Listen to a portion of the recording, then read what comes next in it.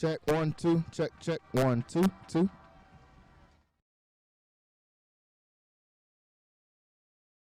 Check 1 2 1 2 2. Check 1 2 2.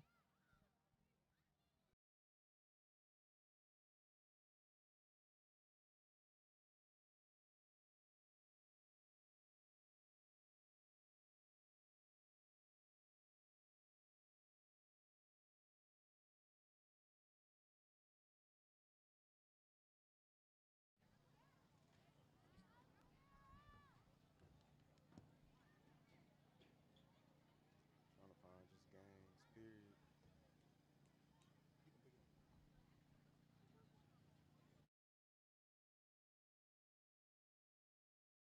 Work. This is Jalen Gillis here with PJ Gaither, and we're getting ready for the start of the homecoming game here at Mac People Stadium here in Lacey Lakeview, Texas, between the Connally Cadets and the Stephenville Yellow Jackets. Conley's had sort of an up and down season so far, but we know it is still pre-district, and they've played a good pre-district schedule so far, having games against Springtown, where they lost, and they're coming off a loss last week to Palestine. So they're looking to correct that, but tonight is going to be a tough matchup once again, taking on this Stephenville team. Stephenville right now ranked number 5 by, I believe, Dave Campbell's. They're ranked number 5 in 4A Division I. So this is going to be a tough matchup for these cadets coming up here. PJ, what are some of the things that you think is going to be the keys to the game for Connally to be able to come out in a win tonight here at homecoming? Well, the keys to the game is, Stephenville, we already know that they're going to be big and very physical. Yeah. I mean, if I was Connally, I would try to put some of my athletes on the outside and just try to utilize them, because I feel like that they have the better athletes, even though Stephenville might have the bigger guys. Yeah.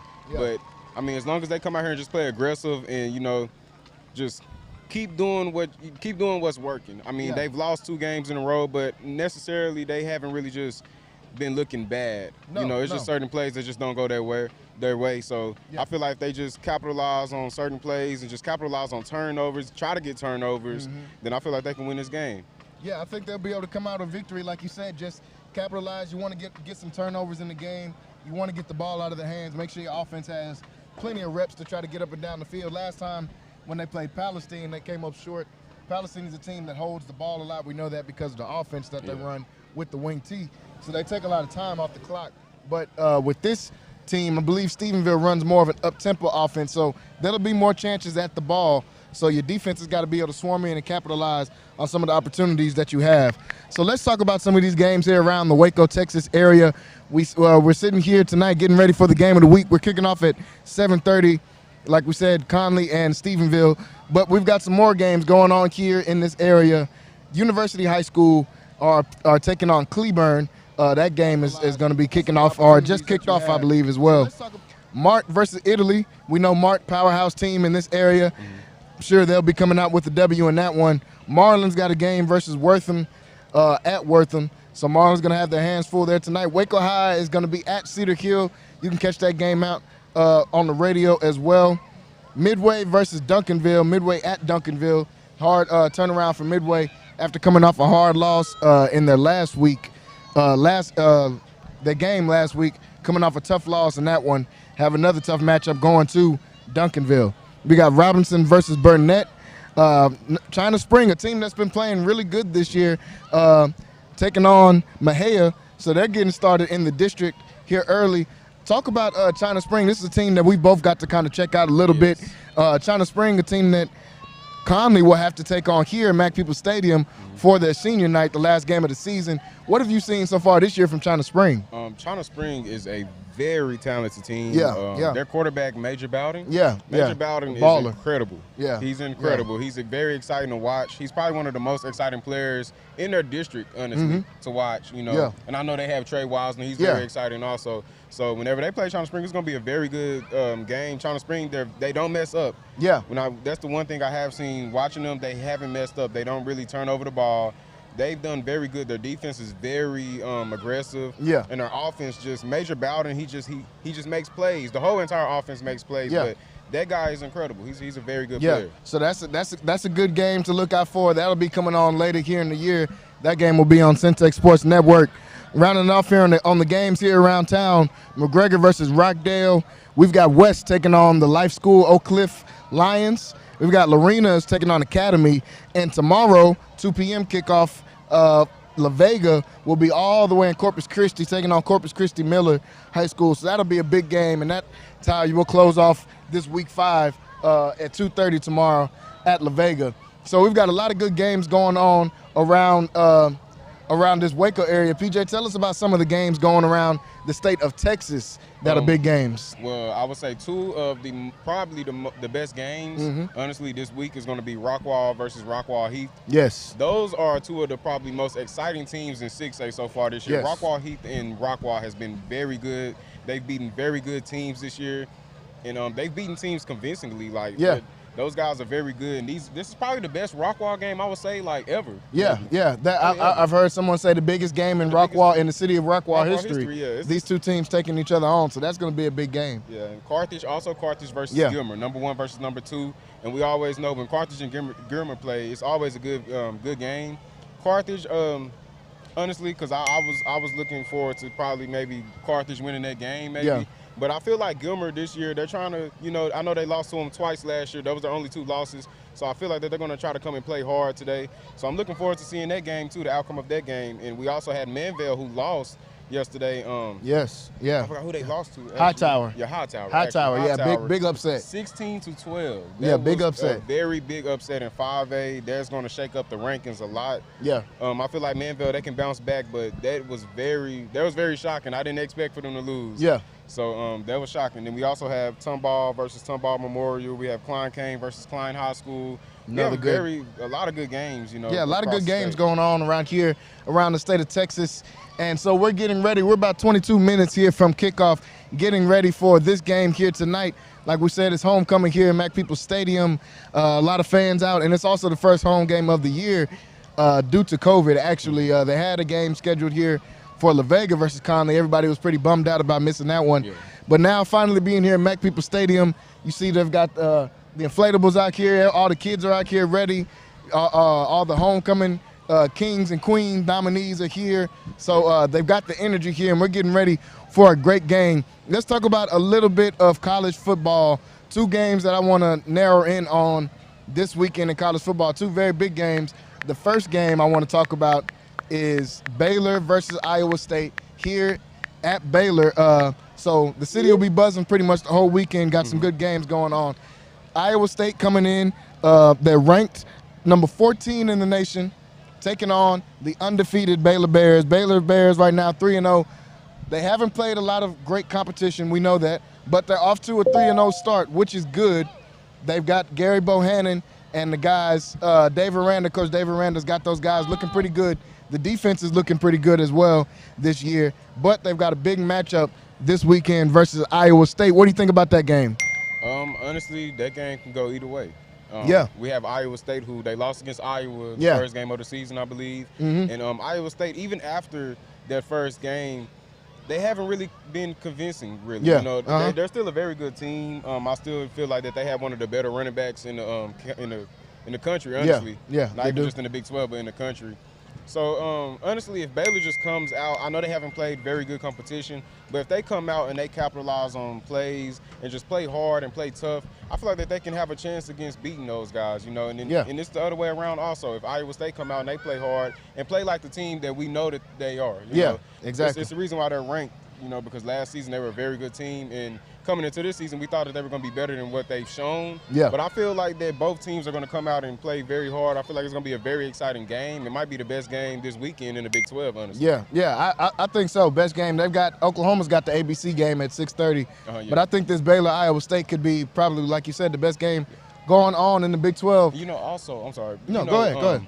Baylor, if they come out and they play hard and they beat Iowa State, honestly, I feel like that they should, you know, go up into the rankings, maybe like number 25, possibly. Yeah. They should definitely move up, at least in the power rankings overall. Yeah. If they get a W against a team like Iowa State, like I said, nationally ranked team, number 14, coming all the way down here to Waco, to McLean Stadium to take on those Baylor Bears. I think if Gary Bohannon can control the ball, can not turn over the ball, if he can use his legs like we know he can, and just not turn over the ball, I think Baylor has a good shot of winning. Another college game I want to touch on, big college game here in the state of Texas, I believe could be the biggest game in the state of Texas, depending on how you look at it. PV versus Grambling, the classic this weekend. We know how it is.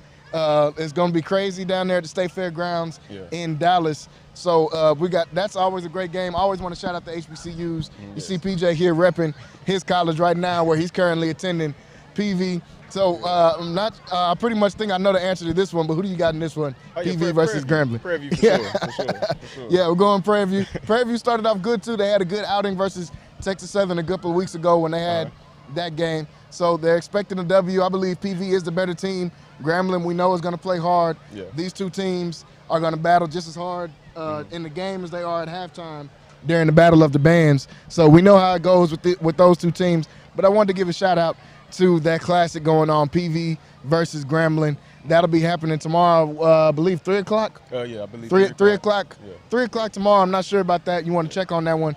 It'll be the PV Classic, PV versus Grambling. We also have SMU versus TCU. Yes, SMU versus TCU, also another big game. Like that's a sleeper game. If you're into watching all of the Texas college sports like we are, SMU-TCU, definitely a good game. Former Midway quarterback Tanner Mordecai starting at SMU. He's been off to a great start there at SMU. So that'll be a big game going against his former teammate on the other side of the ball, Hodges Thomason, one of the top-ranked corners in the nation. So two Midway Panthers both going against each other. That'll be fun to watch, the SMU-TCU game. So, folks, we're about 17 minutes away now from kickoff here. Kickoff is going to be at 7:30, like we said, right here on Centex Sports Network. So just stay logged on. For all you guys watching on Facebook, YouTube, the website, make sure you guys are dropping and leaving your comments so we can talk. We like to hear that feedback from you guys on there. Let us know where you're watching from, what team you're rooting for. We know we got a lot of Connally Cadets on here getting ready to watch. Like we said, this homecoming game is going to be a big game coming up here in about 17 minutes. While we've got just a little bit more time, we've touched on some high school, we've touched on some college. Let's talk a little bit of NFL now for NFL fans out there that are watching this broadcast right now. Got a big game coming up. We know Monday night, Dallas Cowboys, big rivalry game. Eagles versus the Cowboys. We've got some former Texas high school greats playing in that game, like Jalen Hurts, guy who doesn't get a lot of the credit that he deserves, but he did a lot of good things at Alabama and playing good right now for Philly. So PJ here, our Cowboys fan, he's going to tell us about some of the things that the Cowboys need to do to be able to come out with a W in that game versus Philly on Monday. Well, honestly, I feel like we've been looking very good. I know some of our fans have been upset, with with our defense. But our defense, we have the most takeaways right now out of any team in the NFL. So I don't understand why people are, mad or really complaining. I mean, as long as we get the win, that's all that matters. I feel like that we just need to keep on doing what we've been doing. The way that we run our offense now, we don't need Zeke to get 20 to 30 carries a game. We don't need him to do that. Just keep feeding him and polish the ball, keep sharing the ball. I feel like that's a great duo that we can utilize a lot more and keep on passing the ball just like we've been doing, Keep on putting points on the board. Our defense is playing very good to me. I feel like our DBs, they might take risks sometimes, but they're taking away the ball. And honestly, as a Cowboys fan, I don't really remember the last time that I've seen our DBs really just getting takeaways. No, like Trayvon Diggs is definitely special. Yeah. He's been playing great the first few weeks here of the season. See how he plays on Monday. I believe it'll be I'll say about a 10-point game. I'll give Dallas the win over them. 31-21 is what I picked for my final score of that one. I picked Dallas. Philly's kind of, they had a good start, but they were kind of all over the place last week against San Francisco. So I think Dallas has a better team. I think Dallas will come out with a victory in that one. We know PJ is rolling with his team, the Cowboys. So, folks, we got 15 minutes now left till kickoff. I want to thank everybody that tuned into this pregame show. We're getting ready to stop this pregame show, but you can stay on the stream. The stream will continue and go all the way into the game. 7:30 kickoff. Make sure you guys are telling somebody about this game. We got the Connally Cadets coming in against an undefeated Stephenville team, number 5 in 4A Division I.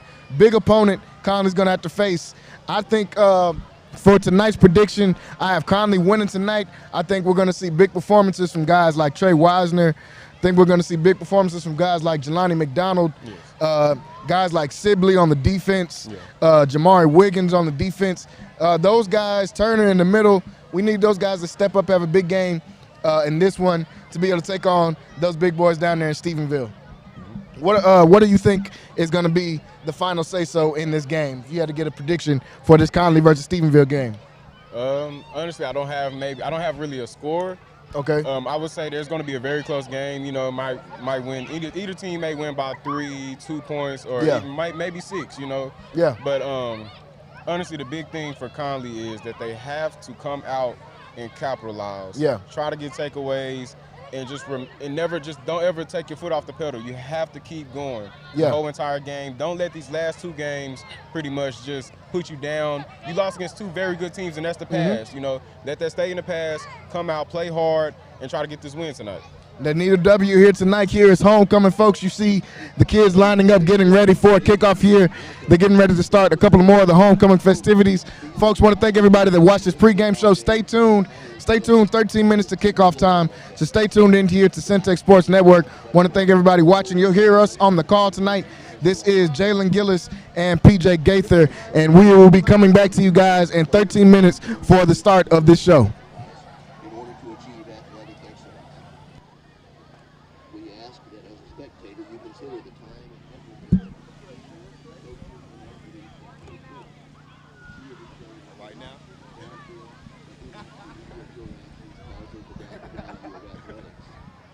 By your conduct, allow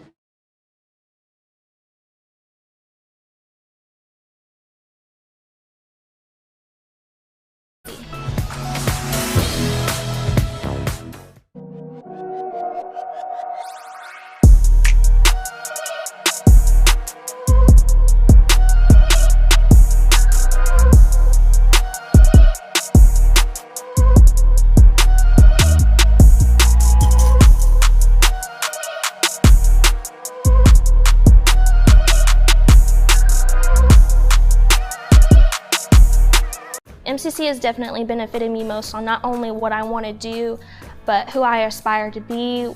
Expect every professor to help you become who you want to be and more. Create your own success at MCC.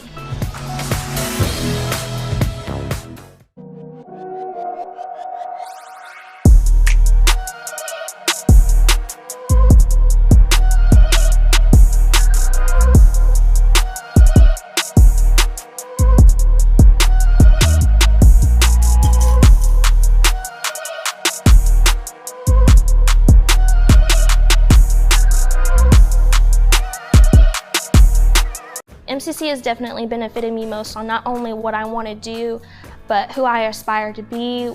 Expect every professor to help you become who you want to be and more. Create your own success at MCC.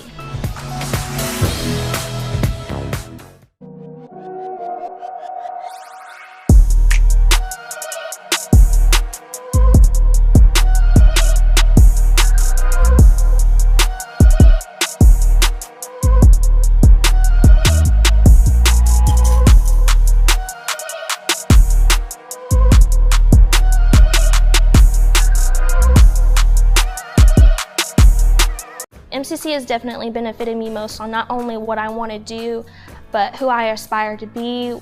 Expect every professor to help you become who you want to be and more. Create your own success at MCC.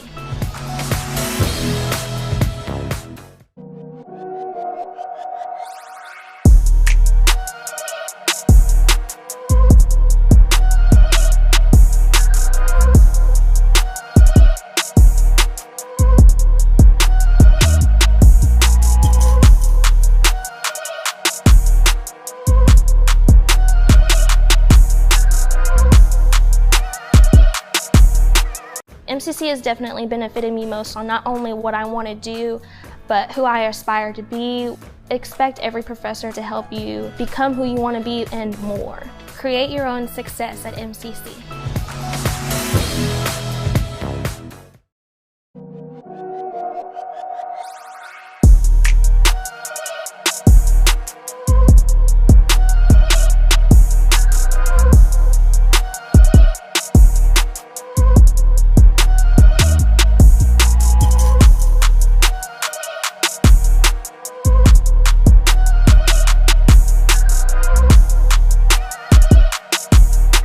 MCC has definitely benefited me most on not only what I want to do, but who I aspire to be. Expect every professor to help you become who you want to be and more. Create your own success at MCC.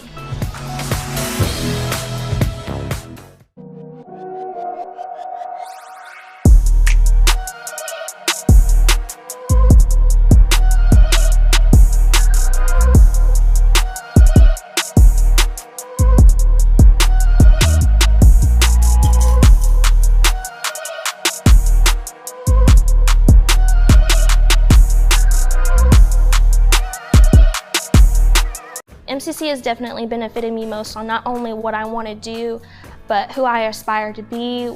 Expect every professor to help you become who you want to be and more. Create your own success at MCC.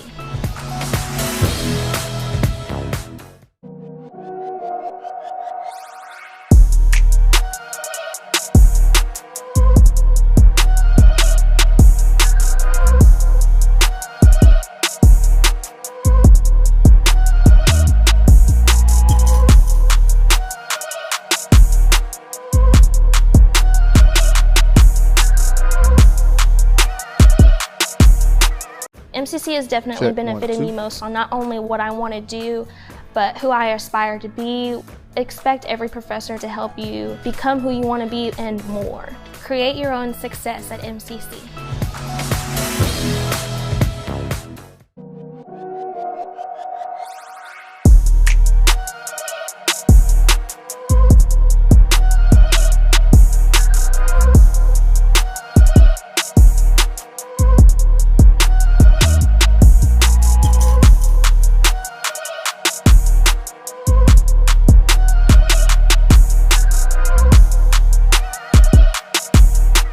MCC has definitely benefited me most on not only what I want to do, but who I aspire to be.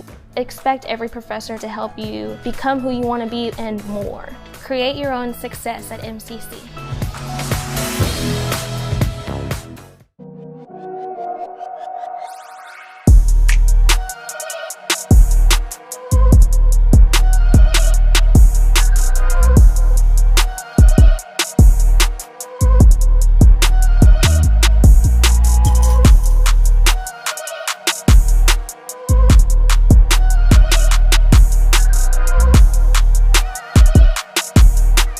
MCC has definitely benefited me most on not only what I want to do, but who I aspire to be.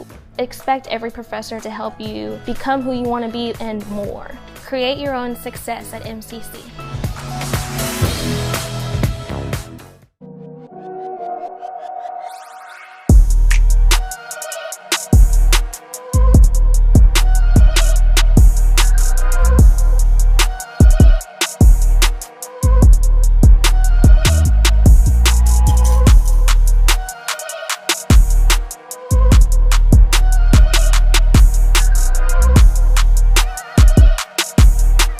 MCC has definitely benefited me most on not only what I want to do, but who I aspire to be.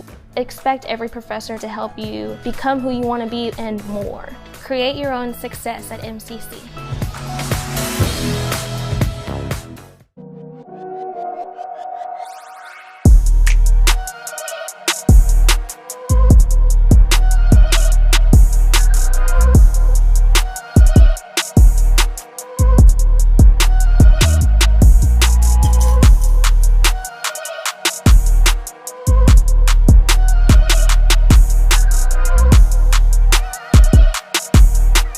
MCC has definitely benefited me most on not only what I want to do, but who I aspire to be. Expect every professor to help you become who you want to be and more. Create your own success at MCC.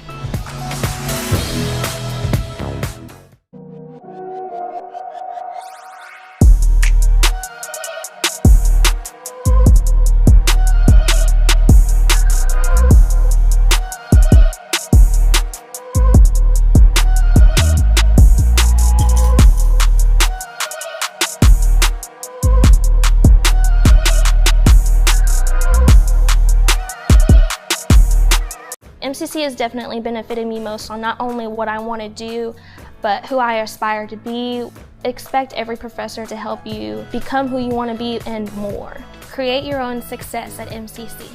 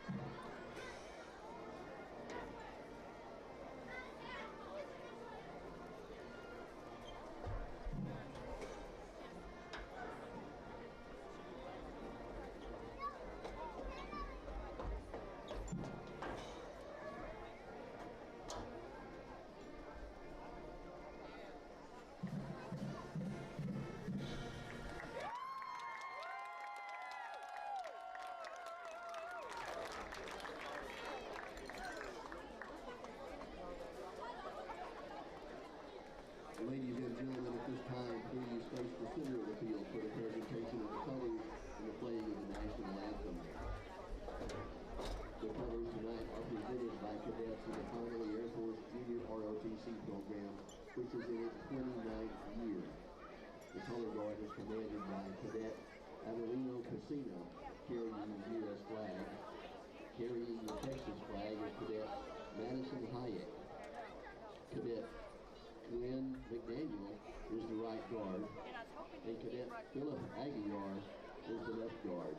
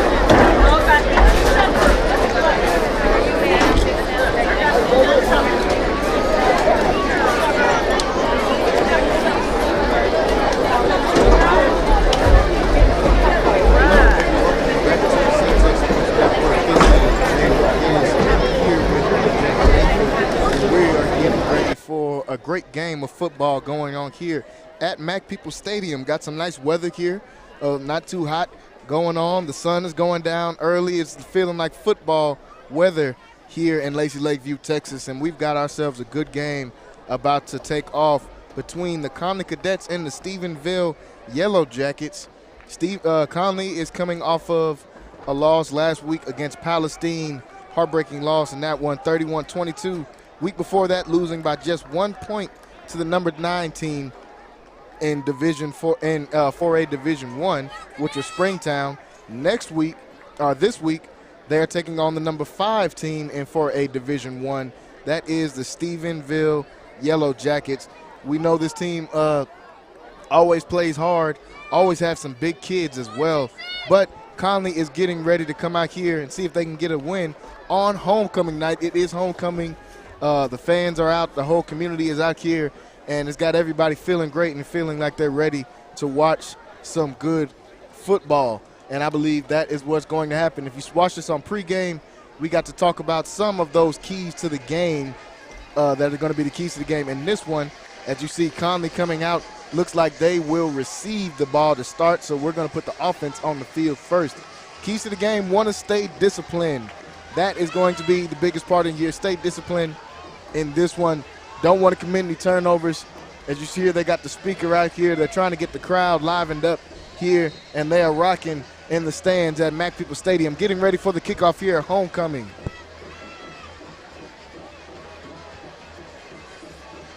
Stephenville is coming in with an undefeated record, beating teams like Salado, who we know is one of Connally's rivals in this district, and they handled them pretty well. Let's see how Connally does. Jamari Wiggins is going to start on the kickoff return on this one, and he'll get all the way down to about the 20. And Stephenville has brought a pretty good crowd with them as well. You can hear them screaming as they got to stop on that kickoff. And here comes this Connally Cadet offense, ran by the quarterback Jelani McDonald, outstanding junior QB. Next to him in the backfield is the senior Jamone Powell, and we also have got the superstar Trey Wisner in the backfield as well. Those three are going to be very crucial in how this game goes. Going to start out with the ball on the 20, 1st and 10. 4 wide receivers set. They're going to give this one to Powell up the middle to start, and he'll get just a short gain on the first play of the game. You know, that D-line on Stephenville, they're very stout, so they're going to have to try to get some push. Yeah, Stephenville's got some big boys. Me and PJ were looking through the roster before this game started. Stephenville's got some big kids, but nothing Connally won't be used to. We just saw that last week when they played Palestine. 2nd down, this one's going to be a handoff to Wisner. Makes a couple people miss in the backfield, and then he'll be hit down by a swarm, I guess you could say, of defenders right there. Comes in and gets Wisner down. Going to bring up the first 3rd down of the game.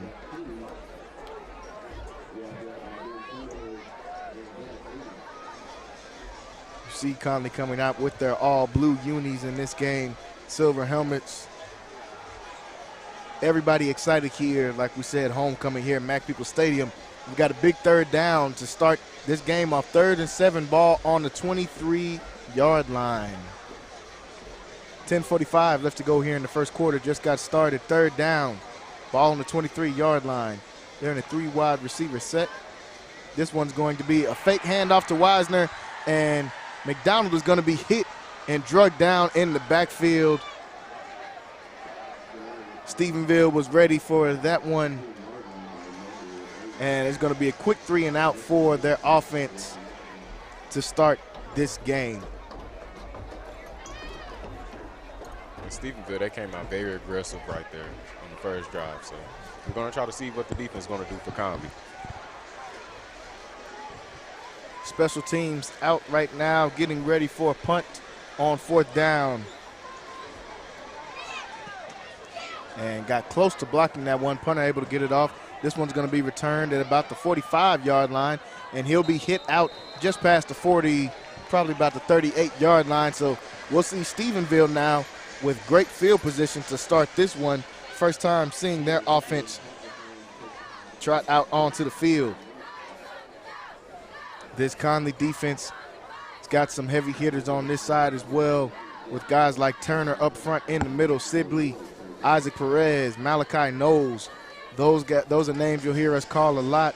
Jamari Wiggins and Wisner in the secondary, along with Kobe Black, who's usually starting in the secondary as well. First down, this one is going to be a handoff, and he's going to be drugged down and hit pretty early. Good tackle right there.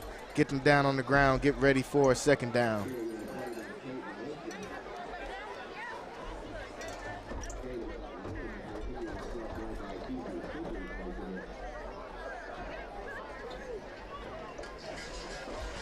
Second down now. After that one, second down and 8. Ball is on the 36-yard line. This one is going to be a pass deep. They're going to test him out, and this one's going to be caught all the way into the end zone. Touchdown, Yellow Jackets. They come out and strike second play of the game, and that one is going to be for a touchdown. They run this spread offense, as you can see, with the Yellow Jackets tight coverage right there by Kobe Black on the outside. Receiver was just able to get it over him, and that is going to be a touchdown for the Yellow Jackets. And I think, Jalen, if he probably would have turned his head, he probably would have seen that. Yeah, that one really good coverage on that one. Couldn't get his head around, and Stephenville up here early, and this field goes up and through the upright, so that's going to be 7-0 here to start this game. We've got 9:17 left to go here in the first quarter. Stephenville is out to an early lead, 7-0, 9:17 left to go in the first. We'll be right back.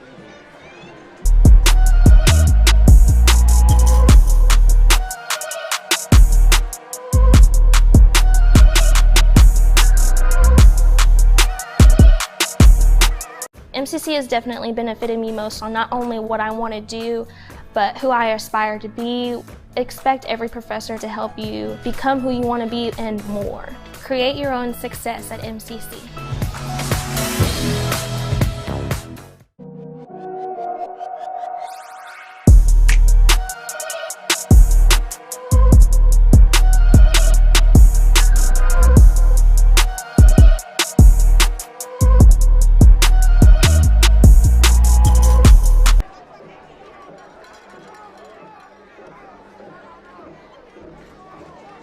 Welcome back after that break.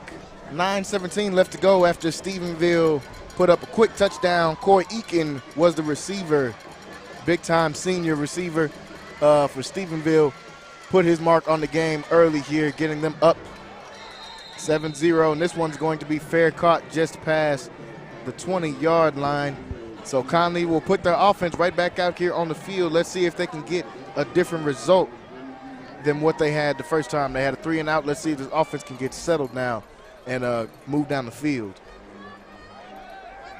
And if I was Connally, I would try to come out and pass. On the last drive, you kind of seen that they were predicting the run, so they had a lot of guys in the box. So if I was them, I would try to come out and try to air it out. Yeah, they're going to see a lot of guys in the box. They know that Connally wants to run the ball, but they've got a QB that's able to make something happen. Now we're going to see kind of a wildcat formation, which you don't really see. Wisner is going to be back to take this one. Direct snap, and Wisner fumbles the snap, tries to get outside. He does get outside. There's going to be a flag called, and he's going to be hit after maybe a short game, but the flag's called. This one's probably going to be against the offensive line. So we saw on that one, they tried something a little bit different, put Wisner back there for the direct snap, fumbled the snap. Then they've got a penalty on the outside, so they're trying to switch up some of the looks a little bit. And that one didn't go as planned.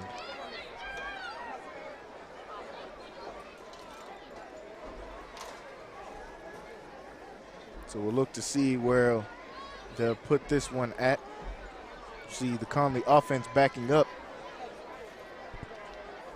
Coach Garrick, I know, wants to try out some different things, especially here, homecoming. You've got this great crowd, and you're going to need big plays to beat this team, beat a team like Stephenville, a team that always stays solid, not really going to beat themselves, doesn't commit a lot of penalties. Those are teams that are hard to beat. Connally is able to do it. So now first down and 22 after that one. McDonald back there at center. He's going to try to let this one go. He's going to fumble, put the ball on the ground. Ball is loose. And they're going to say that he was down. I think they're going to consider him down before the ball came out. So they will have him down in the backfield, but Stephenville was able to get that back there pretty quick. And as you can see, the ball came out for a fumble, but they're going to say McDonald was ruled down before the ball came out. So Connally caught a break right there, 2nd and long, and a little bit longer now after that last fumble.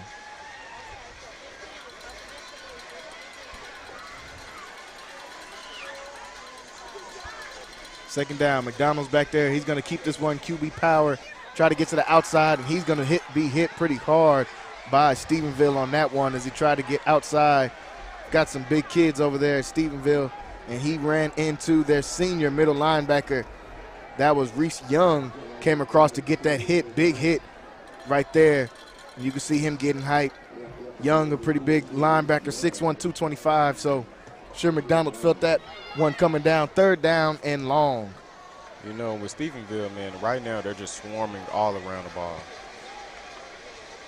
3rd down, McDonald's going to roll out on this one. Throws this one down the field, tries to catch somebody, and it's going to be dropped in and out of the hands of the Stephenville defender. That was Ben Kerbo. Had his hands on the ball, but couldn't pull that one in. Would have been an interception. Conley's going to punt this one away now. They throw this one, as you can see right there, right through the hands of Ben Kerbo, the senior corner. Couldn't pull that one in. It's going to be 4th and long, so we're going to see the punt team come out again, punting out of their end zone like the last possession.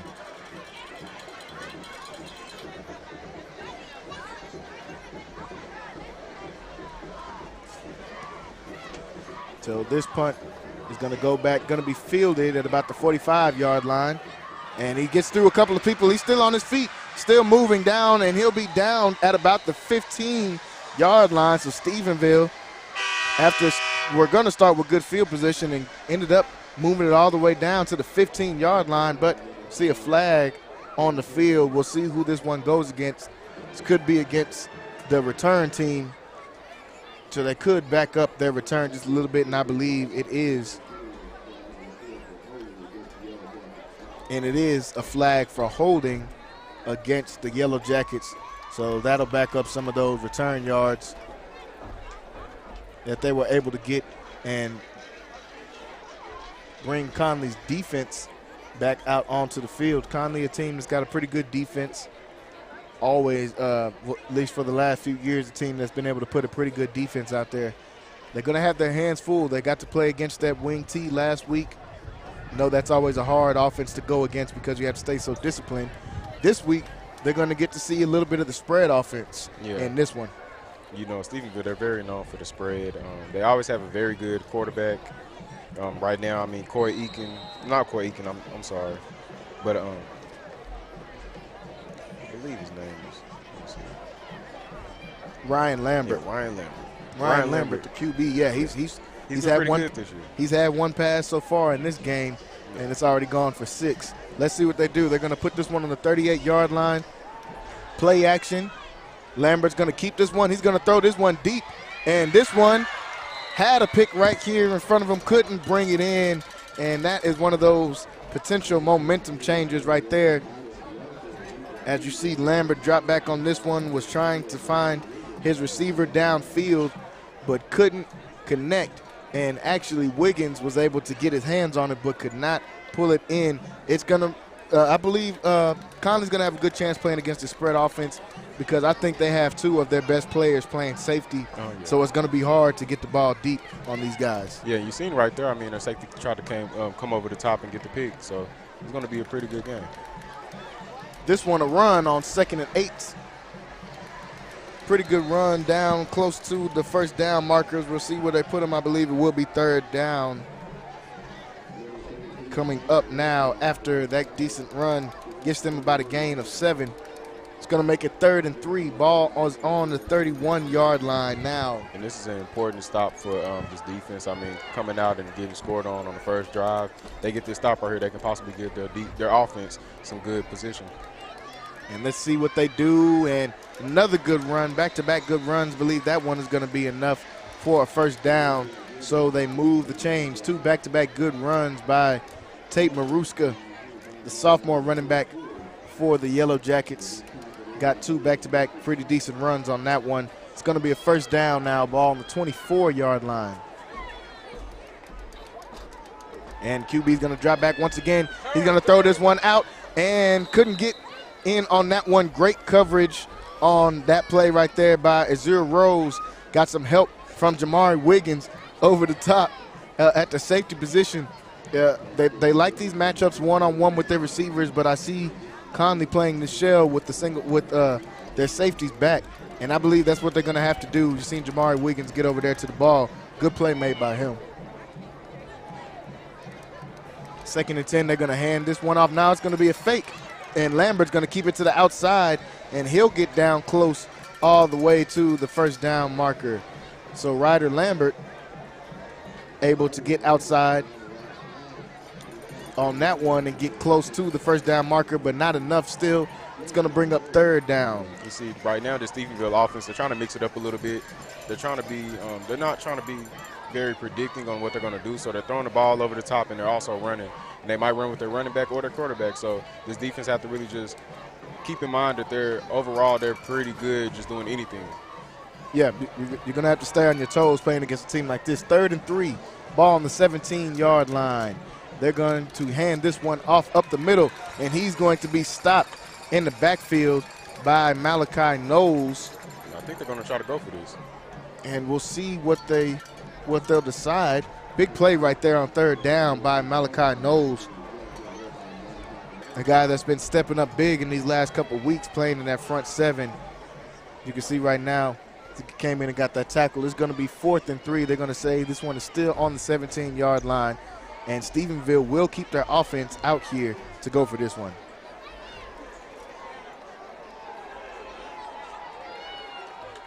Fourth down, 3 to go.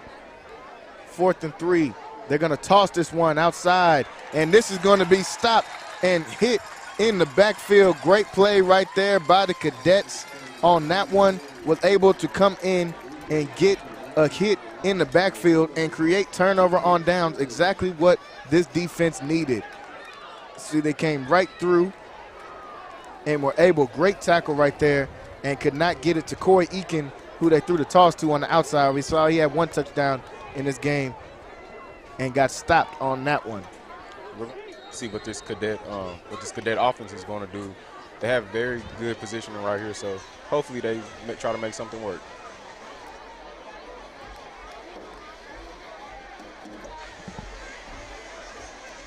This one is going to be a screenplay on the ground. They're going to say incomplete pass.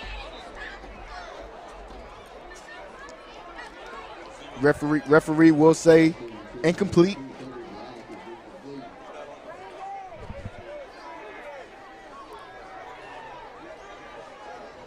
Second down coming up. Ball is going to be on the 22-yard line. You see Coach Garrett trying to switch it up a little bit, get the ball in the hands of some different guys. They've got a lot of athletes on this team. We've talked about Powell, talked about Wisner, McDonald. They've also got Black on the outside who they tried to get that bubble to.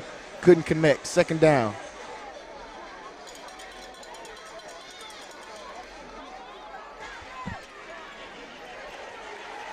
And a run to the outside on that second down will make it 3rd and manageable now after that decent run right there by the senior Jamone Powell.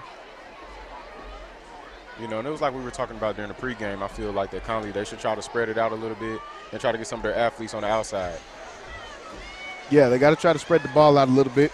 3rd down, 3rd and 5 coming up now. We saw some movement up front. Both teams pointing at each other. We'll see who this one is going to be on. We see that Connally offense backing up. So on 3rd and 5, got a false start. Not what you want. That's going to back them up 5 more yards, make it 3rd and 10. And this is what we talked about in that pregame. They've got to stay disciplined and everybody's got to be alert and paying attention.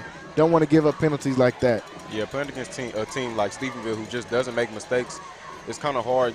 You're trying to not make mistakes because, I mean, they're going to capitalize on any mistake that you make. Yeah, Stephenville, I saw the defensive line kind of shift a little bit, and that's what drew the guard off sides. 3rd and 10. This one's going to be dropped back for a pass. He's got a man, couldn't connect on that one. He had a man open, and that is Sean Harris, the junior, was not able to connect on that one. You see McDonald gave him a chance on the outside, couldn't bring this one down. They haven't been able to get that connection just right between the two all season. Still trying to work that connection out between those two guys. Now 4th down and 10 after they got the turnover on downs. They'll have their 3rd straight punt on offense.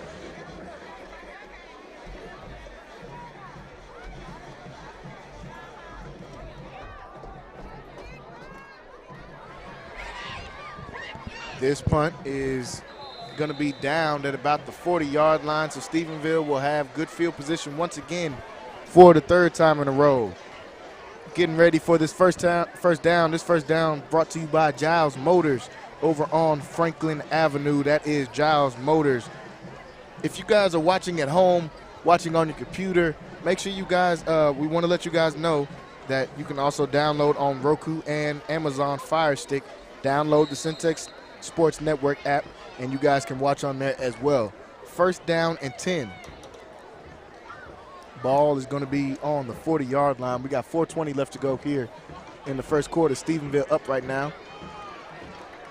Handoff up the middle. That one's going to be brought down after a short gain. And I'm watching this Connally Cadet defensive line. They're kind of getting a little bit of push, so that's going to be very helpful as the game keeps going. Yeah, they've got some good guys up there in front. 2nd down and 8.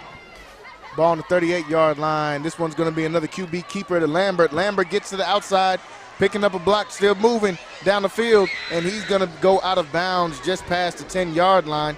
They're going to say he was down at the 6. So Lambert, an athletic QB, we know, like we said, Stephenville always got a pretty good QB in their arsenal. That play right there rolling out kind of remind me of a former Stephenville QB that we've got to watch when I was in high school, a guy named Jared Stidham, who is playing for the New England Patriots right now. That looked kind of similar to some things we used to see him do in high school. 1st down and goal. Ball's on the 6-yard line. They're going to roll out, throw this one, and it goes directly off the hands of the receiver. So Conley got caught slipping right there, but they got a break on that one, as the tight end, Titus Russell, couldn't bring that one in on the play-action rollout.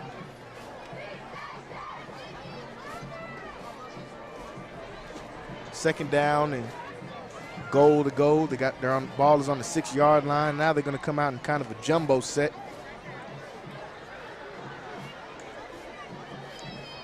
Lambert's going to hand this one up right up the middle.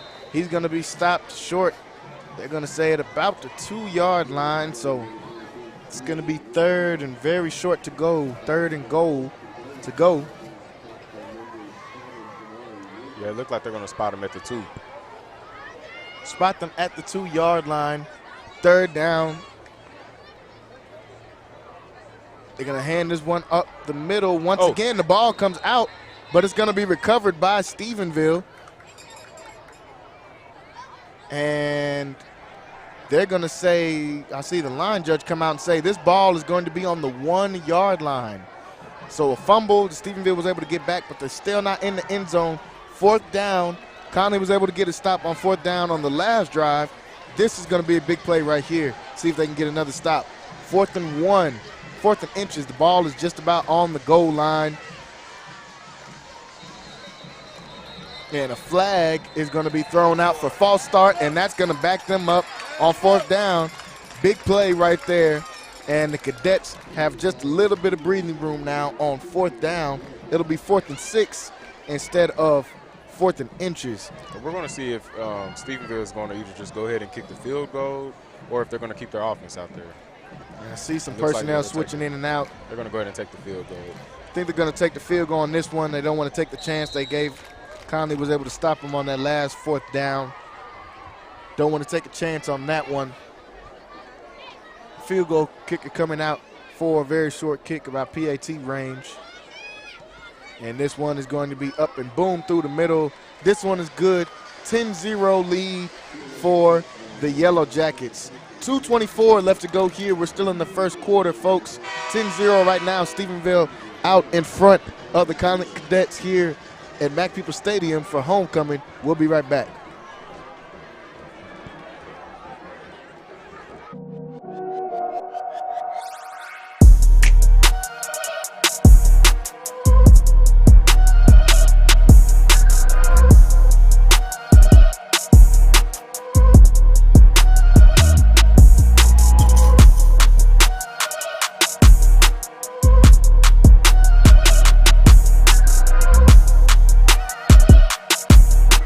MCC has definitely benefited me most on not only what I want to do, but who I aspire to be. Expect every professor to help you become who you want to be and more. Create your own success at MCC.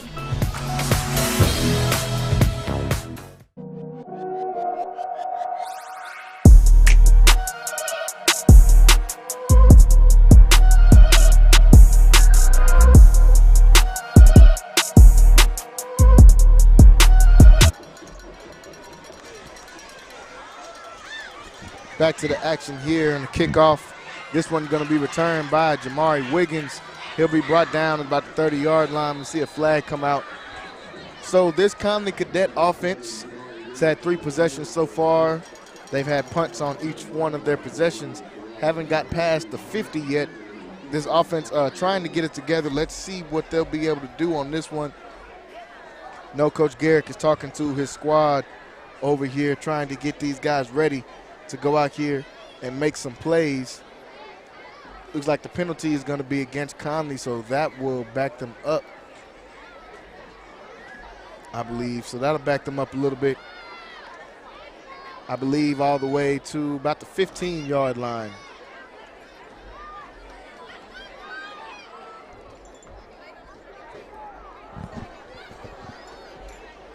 So that's going to back them up. They'll mark it down at the 17-yard line. So that's where Connally will start from on this drive.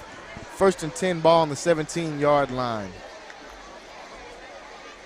McDonald's going to drop back. He's got some good protection. He's going to have to move. I see a flag come out. Jelani will try to get around the corner, get some decent yards. He'll be drugged down out of bounds. Another flag will come out. I believe that one will probably go against Stephenville. Had a flag come out earlier in the play. We'll see who that one is against.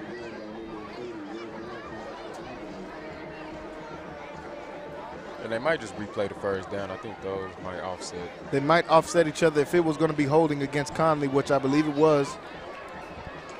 And an unsportsmanlike or personal foul, actually, is what they'll call. I believe they say face mask over here on the sideline. Those penalties should offset each other. Replay the down, 1st and 10 ball on the 17.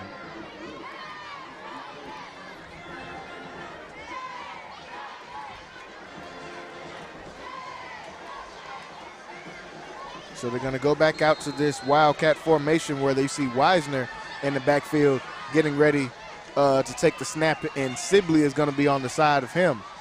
Wisner's going to get this one. They'll run the option, and they'll hand this one off to Sibley up the middle, and that one is going to be stopped after a short gain on 1st down. So I see what Coach Garrick is trying to do, kind of switching it up, giving them an option, some option play right there with Wisner taking a direct snap and handing off to Sibley as well. Believe that could be dangerous. 2 big play guys, and they're going to run the same thing back to back. Wisner back to direct snap this one. He does just that, gets the direct snap, picks up some decent yardage on that one, moves the pile forward. That's going to bring up 3rd, and very manageable 3rd and short now.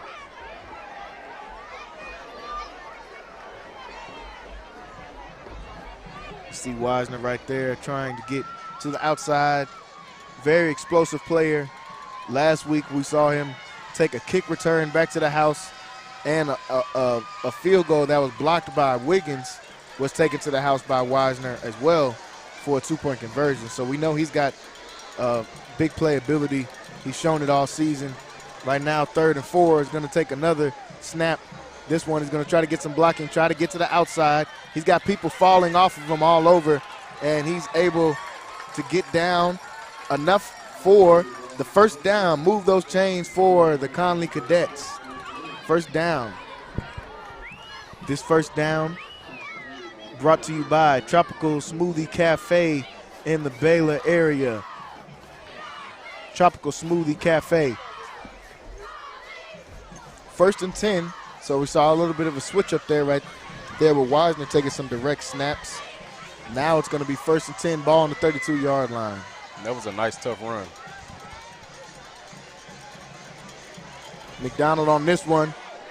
Miscommunication right there between the receiver and the QB on that one. Couldn't get the timing worked out. I think they thought they had a different route on board. And you can see McDonald saying, my bad on that one. Thought Nobles was going for a different route on that one. That was Jalen Nobles. On the outside, 2nd and 10 now. Ball still on the 32-yard line. Cadets, after picking up a 1st down a couple plays ago, trying to keep that going.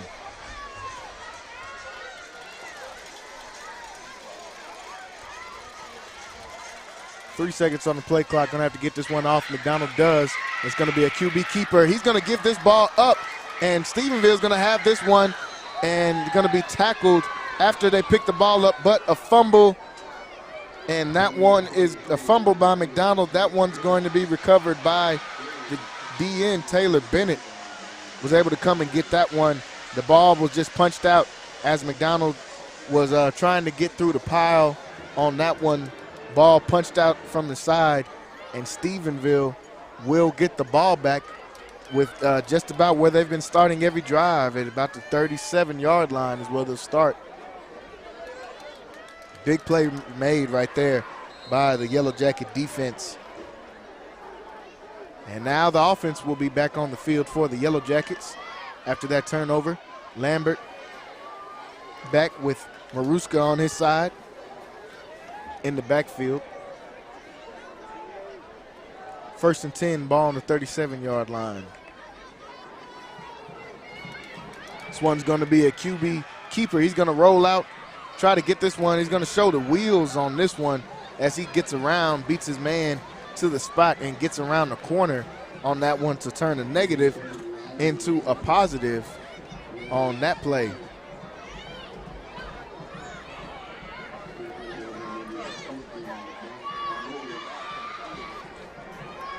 And I believe that is how the quarter will end. Into the 1st quarter, we've got a good one on our hands so far. The Cadets trailing 10-0. We'll be back for the start of the 2nd quarter.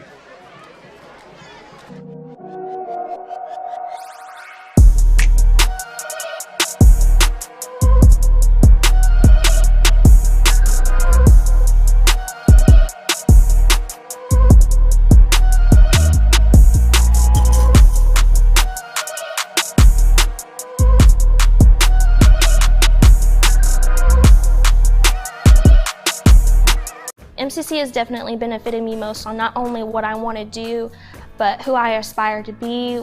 Expect every professor to help you become who you want to be and more. Create your own success at MCC.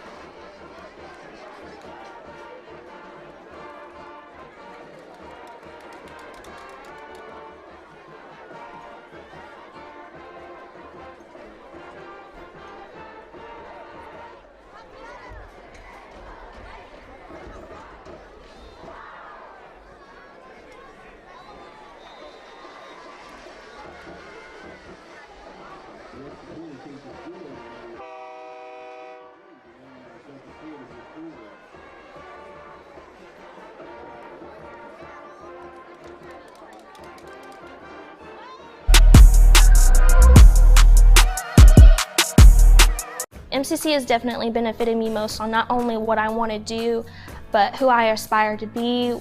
Expect every professor to help you become who you want to be and more. Create your own success at MCC.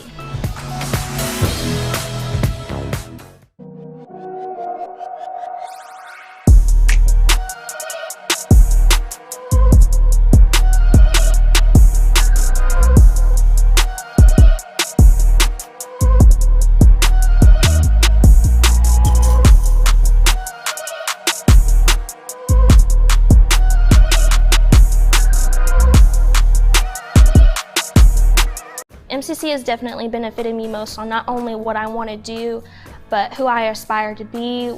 Expect every professor to help you become who you want to be and more. Create your own success at MCC. It's back to the action after the Yellow Jackets were able to get a touchdown on their last drive. First play of the second quarter with a toss to Corey Eakin for his second touchdown. And that ball is going to be fair caught. Dangerous fair catch right there. Made at the 40-yard line, so Cadets going to have some decent starting field position. Let's see if they can get their offense going. They've had 3 consecutive punts and then a fumble on the last drive. This kind of derailed their offense from being able to get some momentum going. I think one of the biggest things, I mean, they've been starting the ball in a very bad position on the field, so we're going to see what they're going to do now with the second quarter. It's a new quarter, so just try to come out here and stay poised and try to move the ball. 1st and 10, ball is on the 28-yard line. 28-yard line is where they marked them. Jamone Powell's going to get this carry to start this drive. Dancing in the backfield, couldn't get much going on that one. He's going to bring up second down.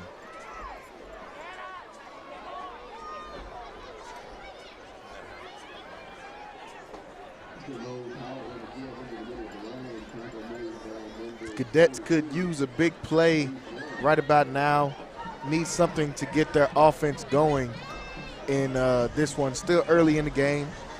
Got 11:15 left to go here in the first half. 2nd and 8 after that run by Powell. And we're going to have a false start is what it's going to be by the offense. That's going to back them up 5 yards. Those are the plays you don't need when you're trying to get your offense going, struggling against a fast defense in Stephenville, a team that's coming out and playing a lot faster than I expected. They're flying around sideline to sideline. That's going to back them up 5. As you can hear the cheers by the kids here by us trying to get this Cadet team going. 2nd and 13. Ball on the 25-yard line. This one's going to be a keeper for McDonald. This time it'll be brought down. And Stephenville pointing like the ball is out, and the ball did come out, and Stephenville will have it. So another fumble for McDonald. He is slow to get up on this one. But it is going to be a fumble by the Cadets on this one.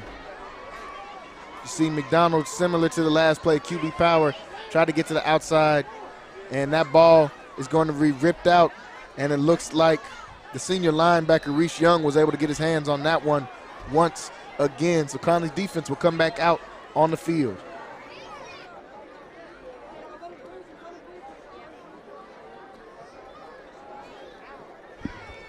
And it looks like defense will come out on the field after this quick timeout. 17-0 is the score. Stephenville will have the ball when we come back.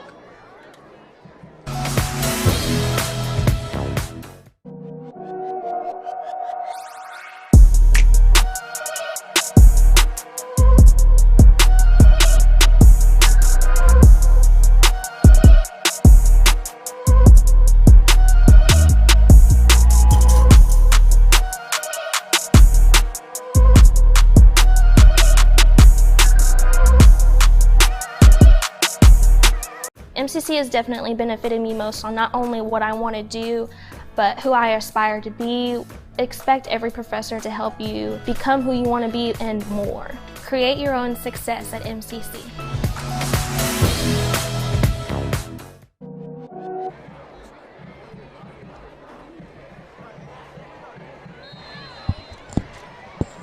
Back to the action after that fumble by McDonald, the second one of the game. It's going to be 1st and 10 with the ball on the 27-yard line.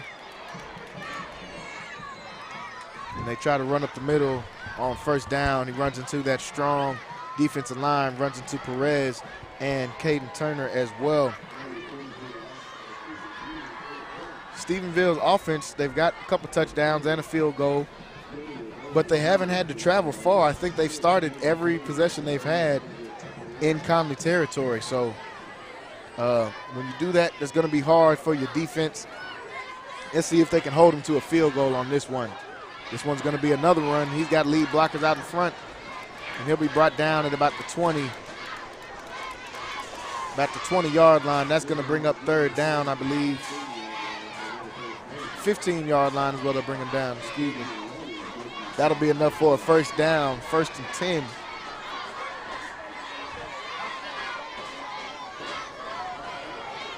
Ball on the 15-yard line. This one is going to be a QB keeper. Lambert tries to get around the edge. He's going to go out of bounds. Lambert has been showing off the wheels so far here in this first half. He's made some good throws, but he's been looking pretty good when he gets outside of that pocket as well.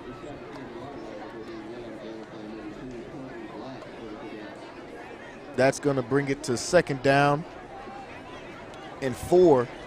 2nd and 4, the ball on the 9-yard line. This one's going to be another handoff up the middle, and he'll be pushed back, hit at about the line of scrimmage. So short gain or no gain on that one. Some more good play by this Connally defensive line. 3rd and 4 now. 3rd and 4. The ball will still be on the 9-yard line. Big 3rd down right here. Let's see if they can keep them. And looks like we're going to have an offside, so a free play for Lambert. He's going to throw this one. It's going to be intercepted, but if it is offsides, I believe it will be coming back. But they'll still run that one out. And it looks like the ball came out. We saw a flag before that, so that play could be coming back if it is offsides. We saw some of the Connally Cadet players jump before this one. Yeah, as you see right there, saw a few players jump. So I think that one's going to be offsides.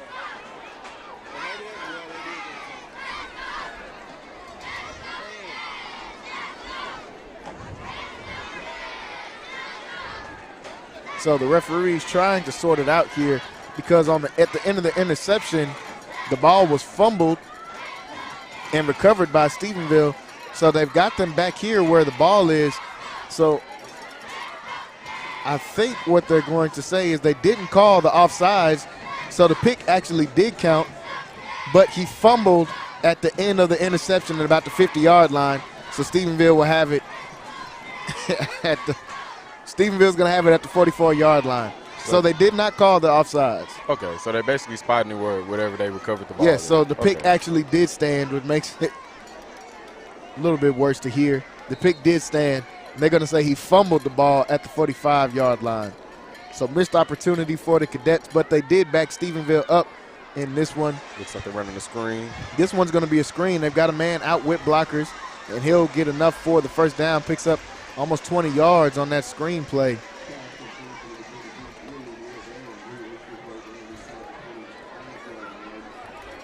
As you can see right there, slipped out with that screen. Got some big boys downfield blocking for him as well. As you can see, number 65 getting out there, one of their tackles, 6'5", 327. You know, right there, man, they really just took advantage of just how aggressive the defense is and just ran a little screen and got the yardage.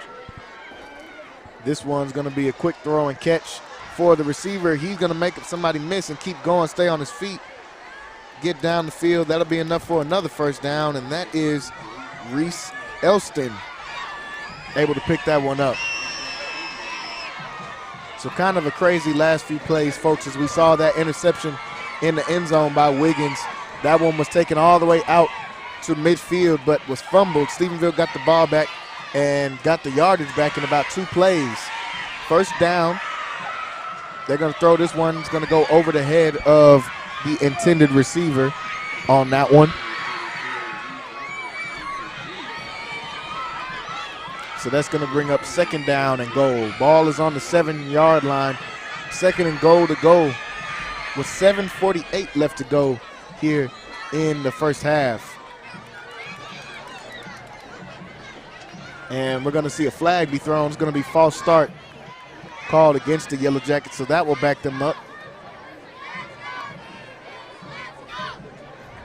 You know, this Connally defense is getting a few breaks, so we're going to try to see if they're going to hold them out of the end zone. Yeah, they got a free play and got a pick. Just can't give the ball right back to the offense on that one. They fumbled after they got the pick. You know, and that's what we were speaking on during the pregame. You know, you have to capitalize on plays like that, because there's not going to be a lot of plays that you're going to get like that going against a team like this who just really doesn't make mistakes. 2nd and 13 is what they'll say. 2nd and goal. The ball is on the 13-yard line, so they've got goal to go. My bad. Got 7:34 left to go here in the first half. Connally yet to get on the board. Their defense right now trying to keep Stephenville's offense off the field or out of the end zone. 2nd and goal, ball on the 13-yard line. They're going to fake this one, throw it to the back of the end zone, try to get it to their star receiver. Couldn't get it on that one, had 2 men on him that time. Double covered.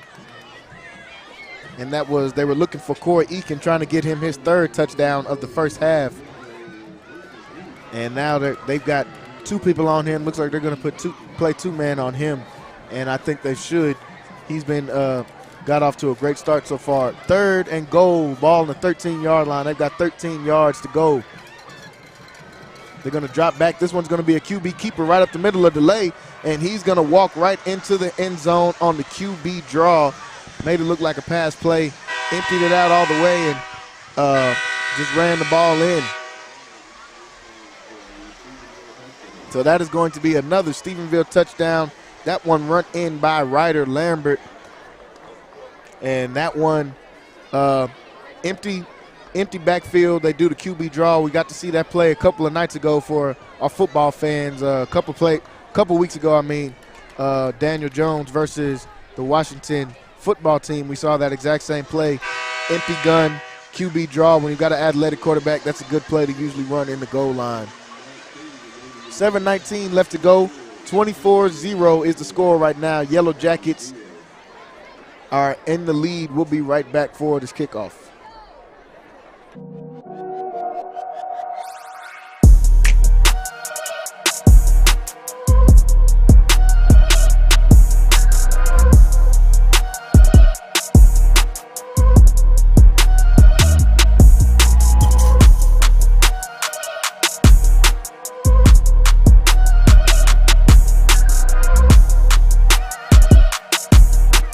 MCC has definitely benefited me most on not only what I want to do, but who I aspire to be.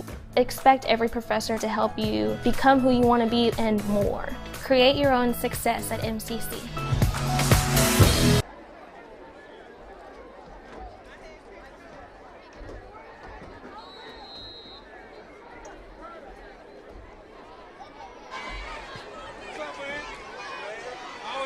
7 minutes and 19 seconds left to go here in the first half. Stephenville out to a big lead so far in this one, and giving the ball back to the Connally offense. This one is going to be returned close to the end zone. It's trying to pick up some blocks. You see Wiggins trying to make something. Good kick right there by Stephenville. And tackled just past the 10-yard line. They'll spot him at about the 12, 13-yard line. So they're going to have the length of the field to go once again. That's been, I believe, the difference in this game. Special teams can really make a big difference in the game. Stephenville has got the ball in Connally territory each possession they've had. They've never had to go the length of the field. Connally, on the other hand, has been starting backed up against their own end zone just about for every drive. So that has been the difference in the game, I believe, one of the big differences in the game. 1st and 10, ball on the 13-yard line. They're going to hand this one off up the middle. Gets to about the 15. You see a late flag come out. That one was a run by Kiefer Sibley. Guy we see that makes plays, big plays on defense, getting some reps on offense as well at running back.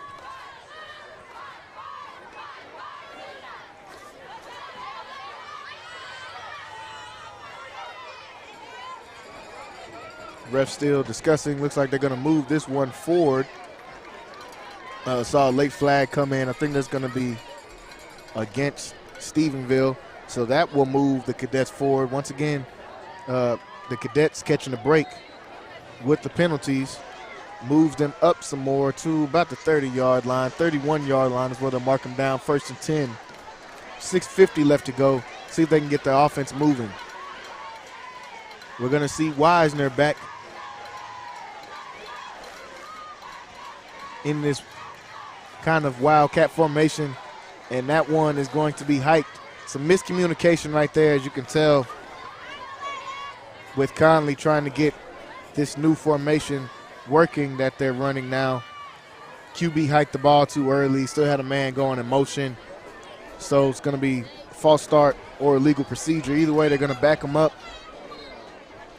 1st and 15 now with the ball on the 26-yard line. And it's the mistakes right now. It's the mistakes that they're making that's not really helping them right now. Ball backed up. Wisner's going to keep this one on the direct snap. And he's going to be stopped after a very short game. Ran into a wall of defenders, that big Stephenville front four.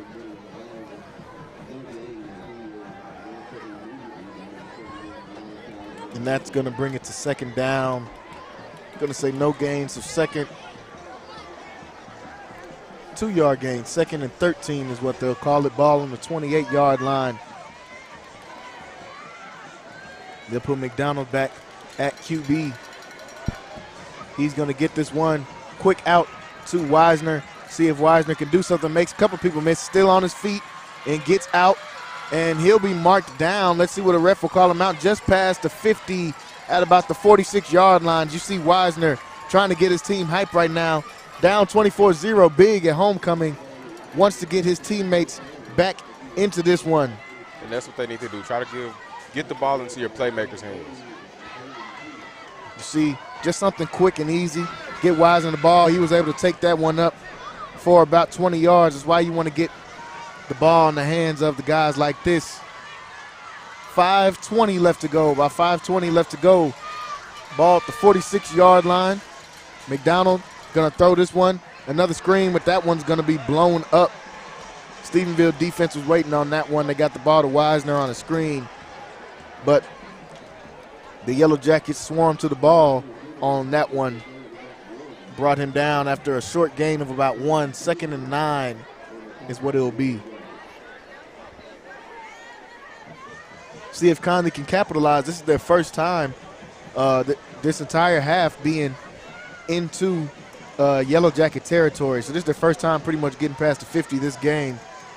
Let's see if they can capitalize now and get some points on the board. 2nd and 10, ball on the 46-yard line. This one's going to be a handoff to Powell, but miscommunication between Powell and McDonald on that one. A fumble, but the Cadets were able to recover.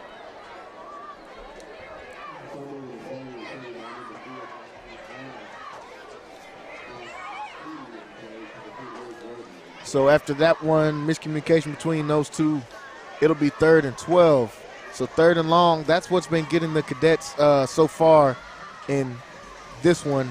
They've been in a lot of 3rd and longs, makes it harder to convert these 3rd downs. Let's see if what they'll do right here. 3rd and 12, ball on the 48-yard line.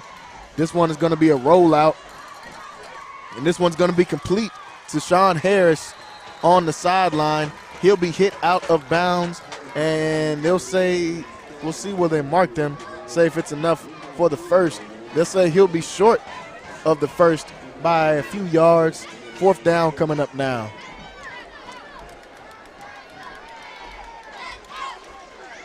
Fourth and 2 is what they'll say. 4th and 2, a very long 2 when it's 4th down. Big play right here. Ball on the 38-yard line. 3:45 left to go in the first half. That's one's going to be a handoff to Wisner. Wisner's going to have to try to break this one outside, see if he can beat someone to the outside. He does not. He'll be stopped. Flag comes out as well.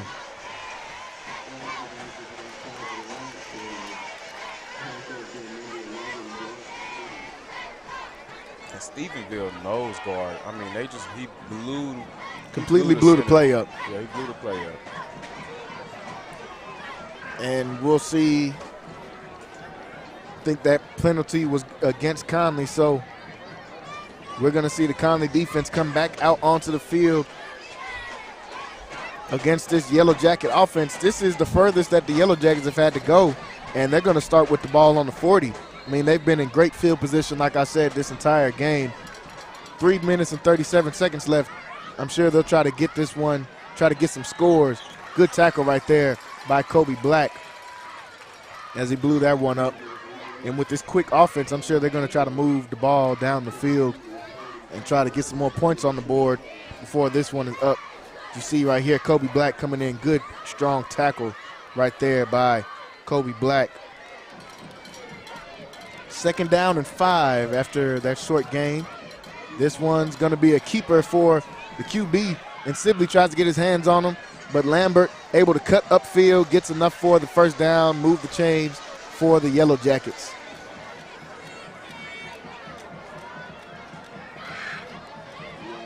Another first down for the Yellow Jackets, and they have been dangerous running this option all night long with Lambert.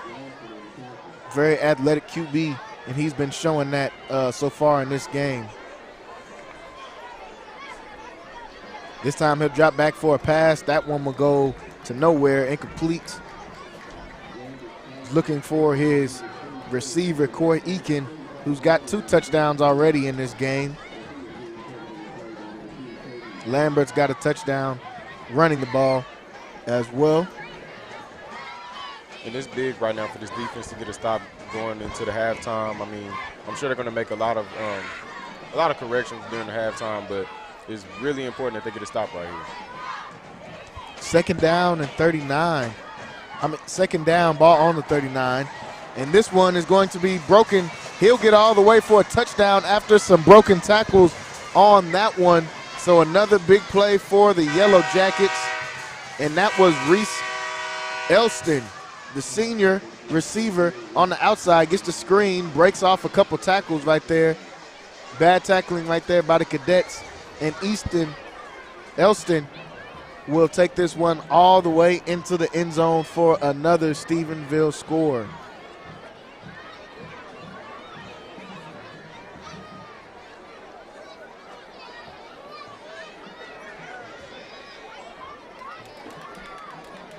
And this one will get through the uprights and good.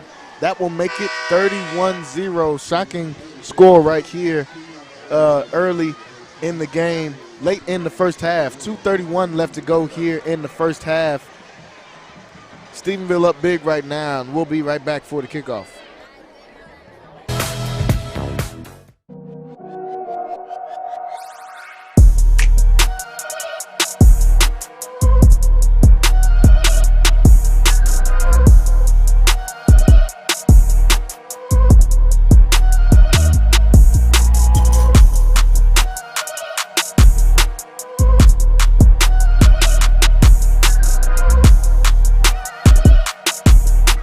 MCC has definitely benefited me most on not only what I want to do, but who I aspire to be. Expect every professor to help you become who you want to be and more. Create your own success at MCC.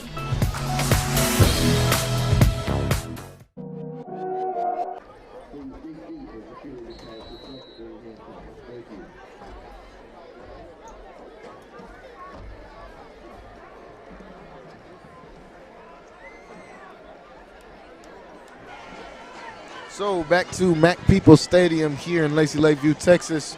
Right now, Connally Cadets down big, looking for a spark to try to get their offense going. See Wiggins on the kickoff return. He'll be brought down at about the 25-yard line. Connally's offense haven't been able to get anything going so far in this game offensively. just haven't had many answers. They haven't really had great starting field position each time they've come out, and that's been big for them. That's been big, and what's been kind of hurting this offense is the field position, but they just haven't been able to get anything going through the air or on the ground. This one's going to start on the 26-yard line. It's going to be a handoff that's going to be stopped after a short gain by Jermone Powell.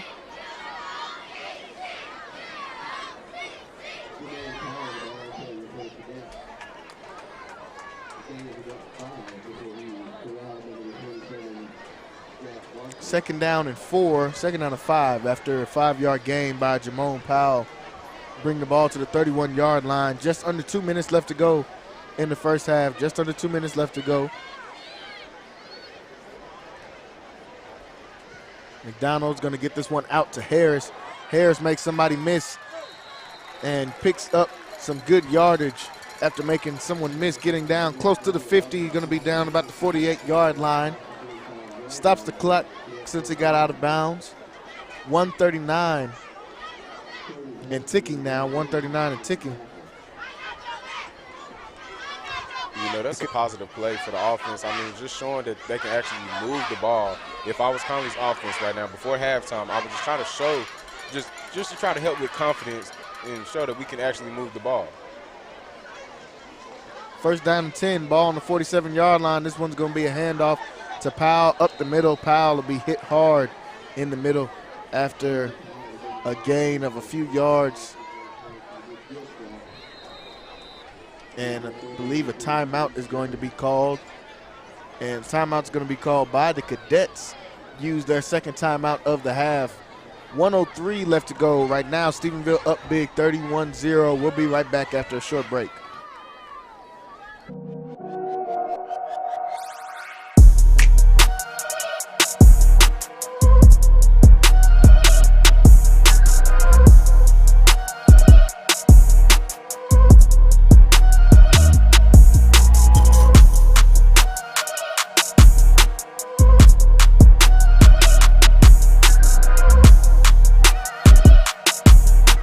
MCC has definitely been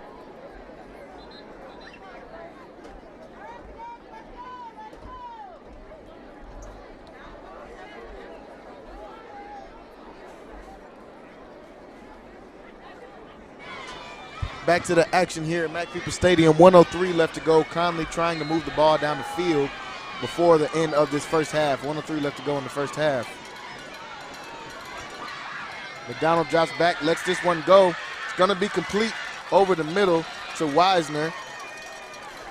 And that will move the ball down the field some, and it will stop the clock temporarily. Good throw and catch from McDonald to Wisner on that one. But the clock is still rolling. They're going to have to try to move quickly here.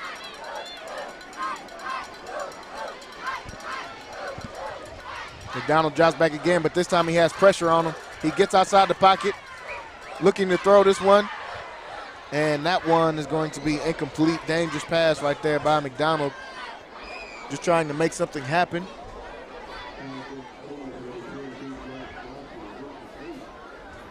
That one was intended for Jack Johnston, guy that we saw score a touchdown last week.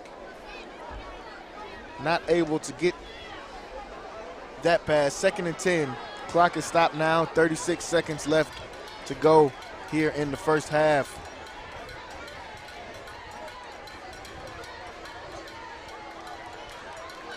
McDonald scrambles out, lets this one go to the back of the end zone. That one is going to be broken up. Good coverage on that one. Double covered going down the field was Wisner.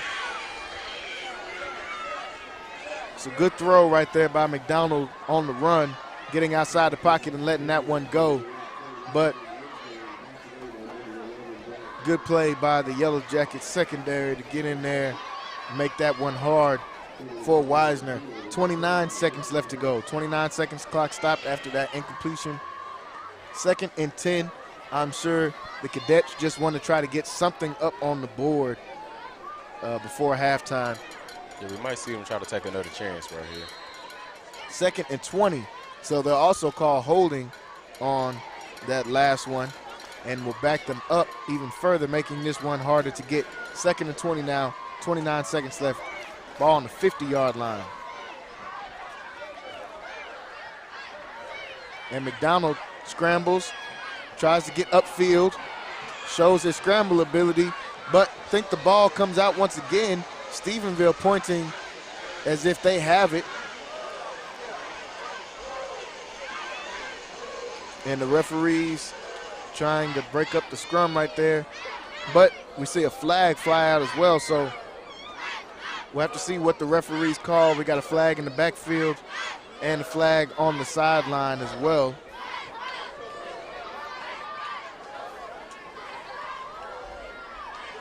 So it's going to be a chop block against the offense, but a holding against the defense. So those penalties will offset, and they will replay. 2nd down is what the head official says. So with 17 seconds left in the first half, Connally trailing big still, 31-0. 2nd and 20 is what it'll be with 17 seconds. Sure, they'll just take a couple shots at the end zone, see if they can get anything positive going.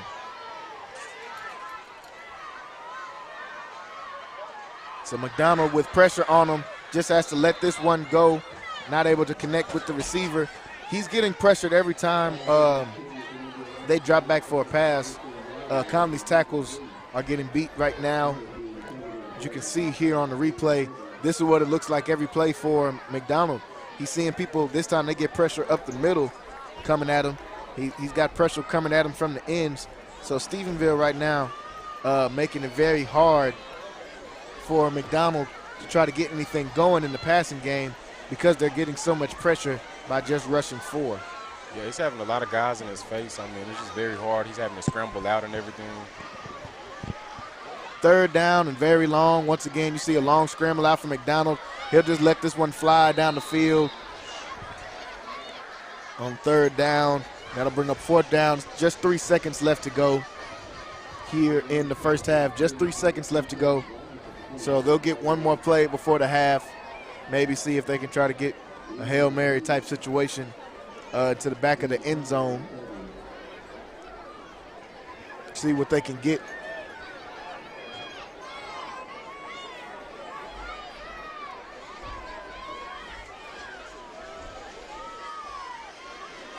Fourth down and long. They'll just try to get one last play off before the half.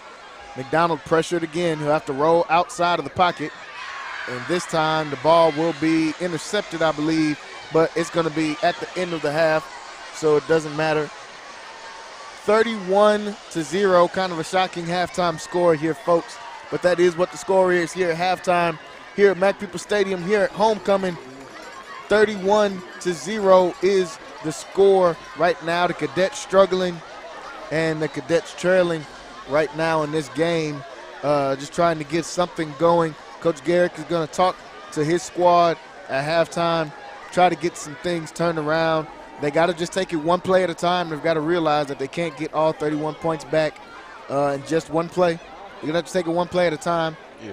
So go into the locker room, try to keep their heads up, and Coach Garrick is going to talk to these guys. And it is 31-0, like we said, guys. We've got halftime coming up, some homecoming festivities coming up. So we're going to take a break, but we're going to try to bring you and let you guys see some of this homecoming stuff that's going on here at Mac Peoples Stadium. So we'll be right back. 31-0 is the score. We'll be back after the break. Benefited me most on not only what I want to do, but who I aspire to be. Expect every professor to help you become who you want to be and more. Create your own success at MCC.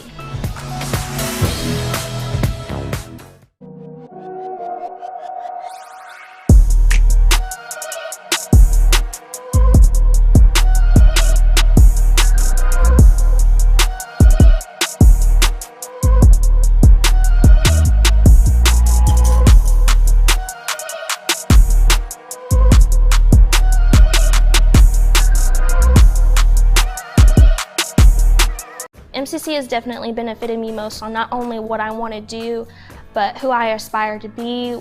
Expect every professor to help you become who you want to be and more. Create your own success at MCC.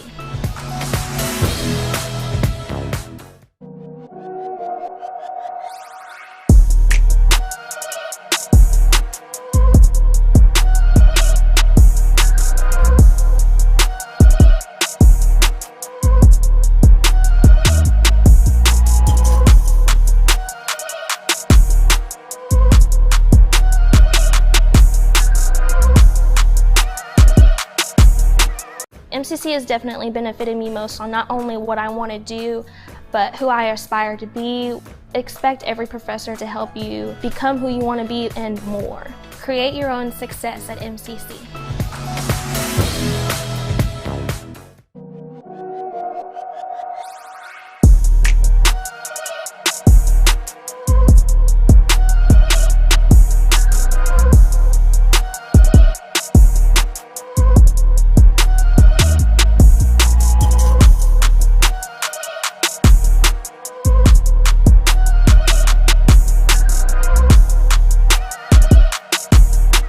MCC has definitely benefited me most on not only what I want to do, but who I aspire to be. Expect every professor to help you become who you want to be and more. Create your own success at MCC.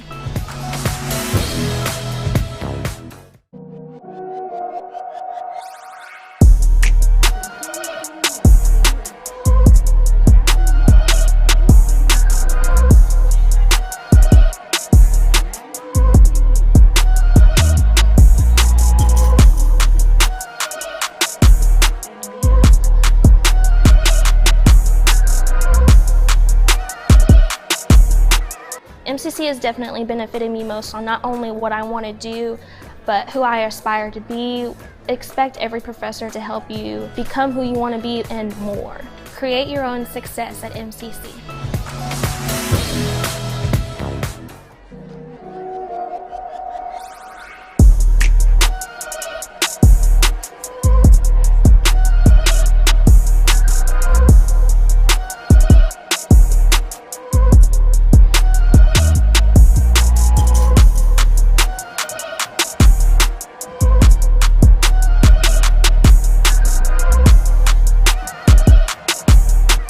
MCC has definitely benefited me most on not only what I want to do, but who I aspire to be. Expect every professor to help you become who you want to be and more. Create your own success at MCC.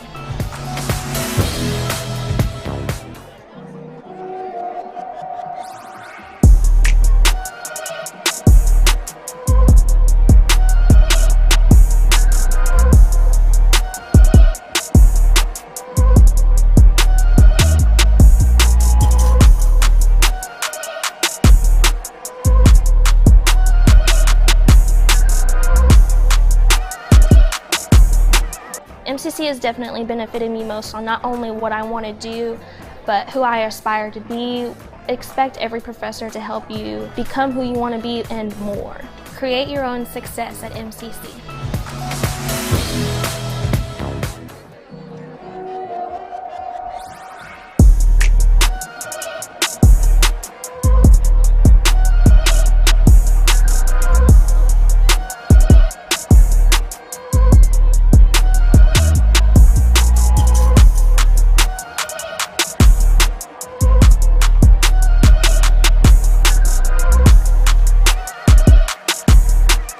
MCC has definitely benefited me most on not only what I want to do, but who I aspire to be. Expect every professor to help you become who you want to be and more. Create your own success at MCC.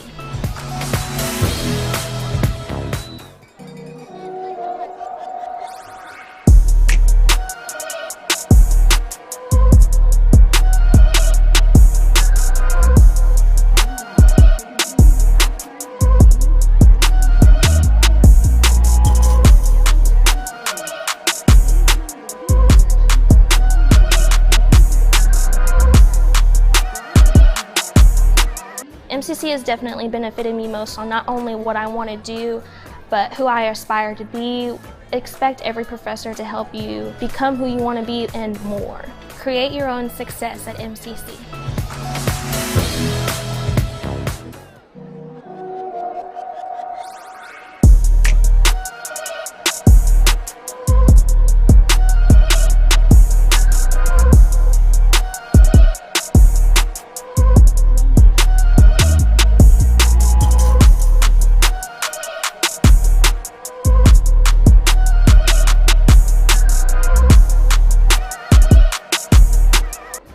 has definitely benefited me most on not only what I want to do, but who I aspire to be. Expect every professor to help you become who you want to be and more. Create your own success at MCC.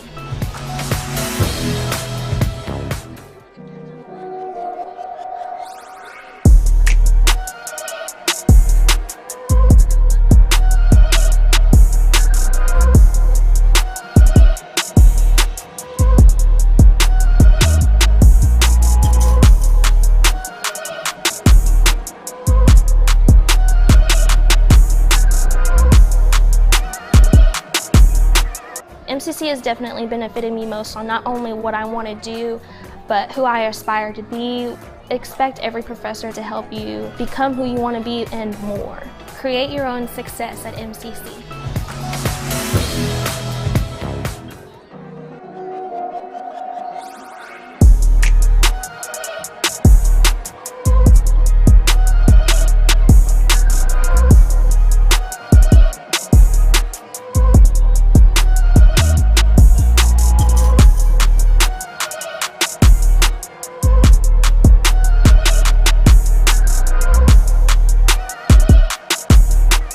MCC has definitely benefited me most on not only what I want to do, but who I aspire to be. Expect every professor to help you become who you want to be and more. Create your own success at MCC.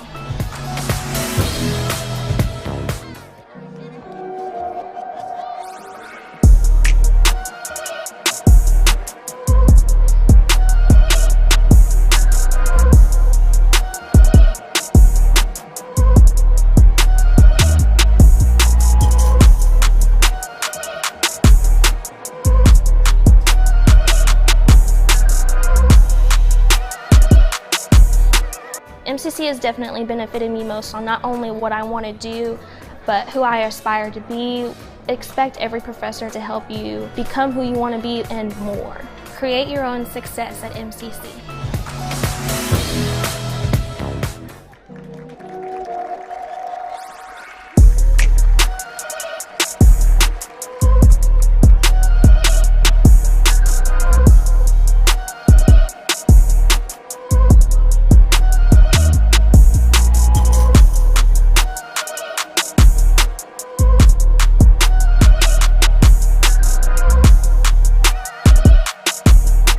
MCC has definitely benefited me most on not only what I want to do, but who I aspire to be.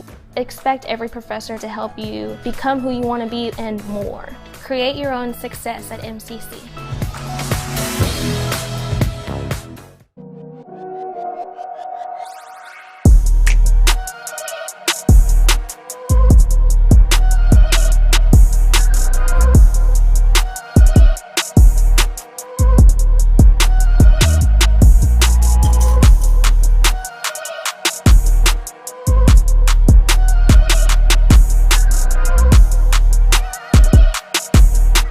MCC has definitely benefited me most on not only what I want to do, but who I aspire to be.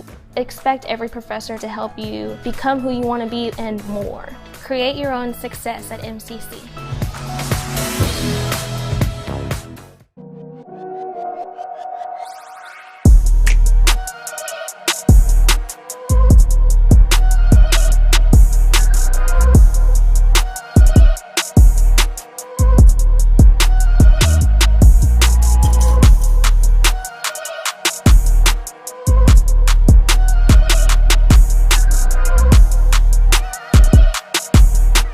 MCC has definitely benefited me most on not only what I want to do, but who I aspire to be. Expect every professor to help you become who you want to be and more. Create your own success at MCC.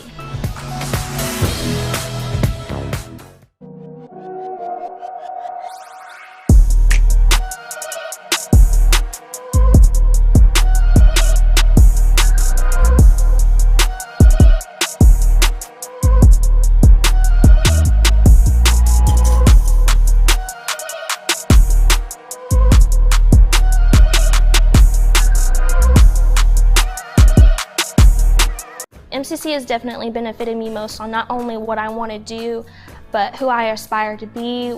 Expect every professor to help you become who you want to be and more. Create your own success at MCC.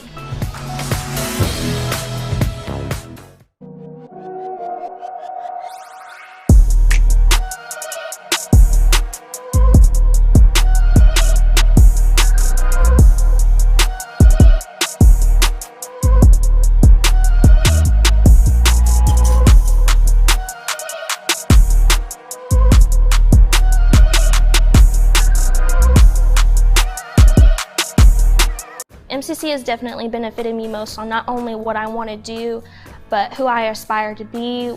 Expect every professor to help you become who you want to be and more. Create your own success at MCC.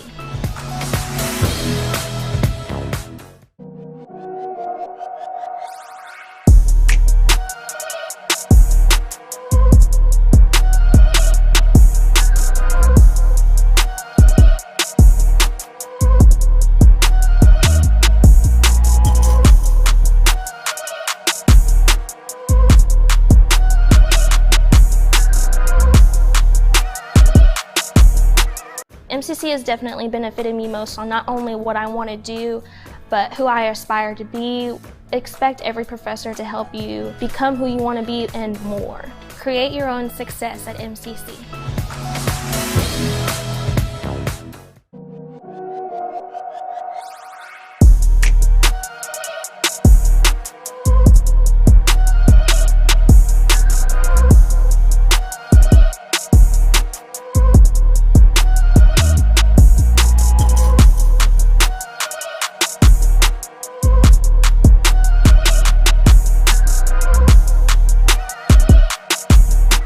MCC has definitely benefited me most on not only what I want to do, but who I aspire to be.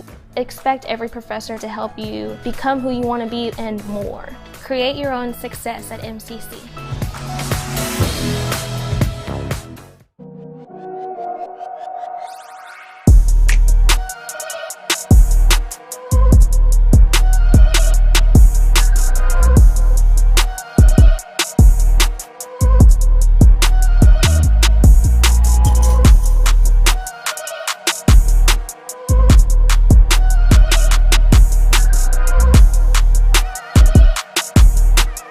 MCC has definitely benefited me most on not only what I want to do, but who I aspire to be.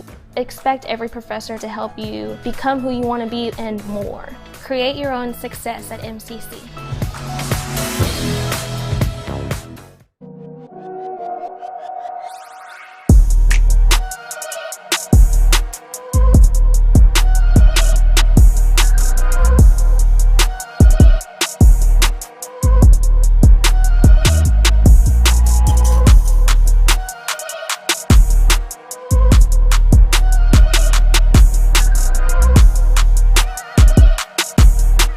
MCC has definitely benefited me most on not only what I want to do, but who I aspire to be. Expect every professor to help you become who you want to be and more. Create your own success at MCC.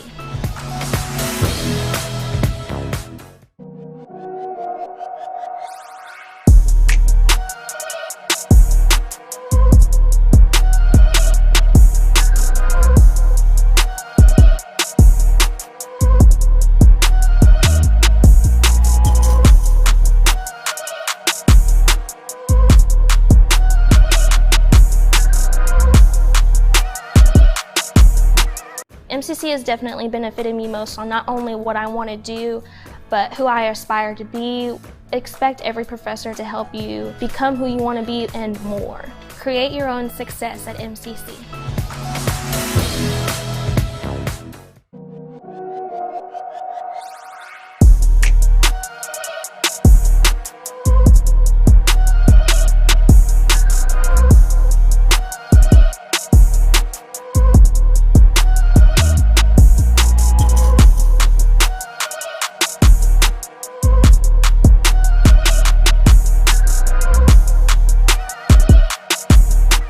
MCC has definitely benefited me most on not only what I want to do, but who I aspire to be.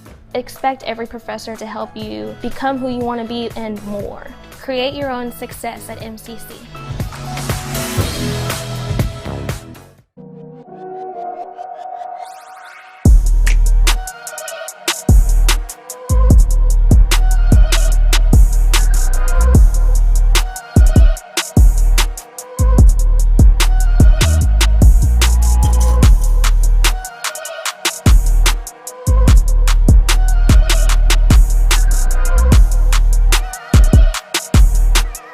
MCC has definitely benefited me most on not only what I want to do, but who I aspire to be.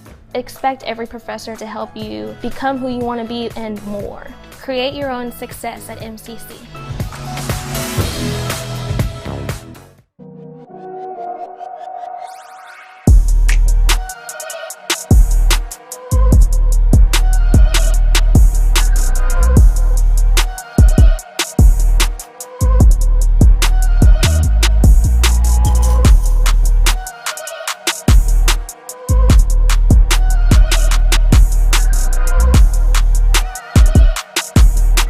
MCC has definitely benefited me most on not only what I want to do, but who I aspire to be. Expect every professor to help you become who you want to be and more. Create your own success at MCC.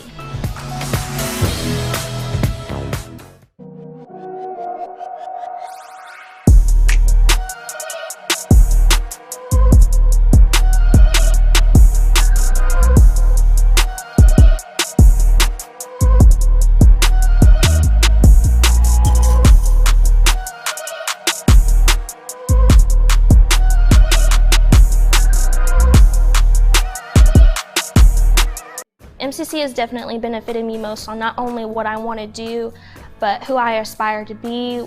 Expect every professor to help you become who you want to be and more. Create your own success at MCC.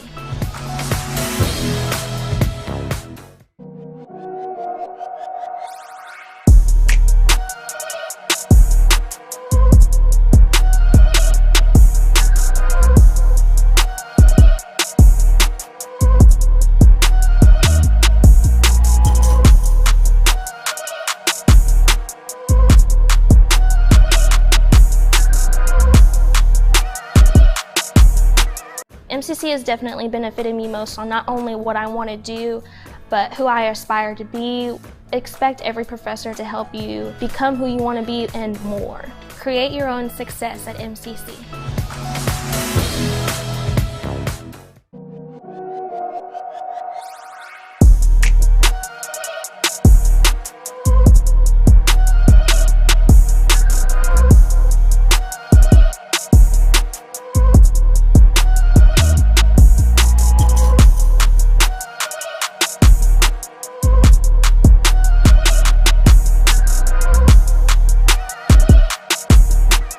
MCC has definitely benefited me most on not only what I want to do, but who I aspire to be. Expect every professor to help you become who you want to be and more. Create your own success at MCC.